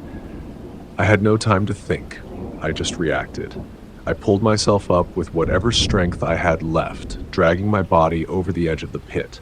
My arms screamed in protest, but I didn't care. I had to get out of here. The footsteps were closer now, and I could feel the heat of someone's gaze on me. I didn't look back. I ran. I didn't stop running until I reached the cabin. My legs felt like jelly, my body shaking uncontrollably. But I didn't stop. I couldn't. Not with that thing out there. I locked the door behind me, but I knew deep down that I wasn't safe. Not really. I had come face to face with something, someone that was waiting for me.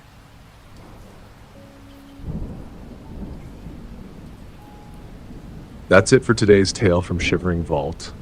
If you have a story worth sharing, drop it in the comments or send it our way. Don't forget to subscribe and share with your fellow thrill seekers. As always, the Shivering Vault thanks you for unlocking today's tale.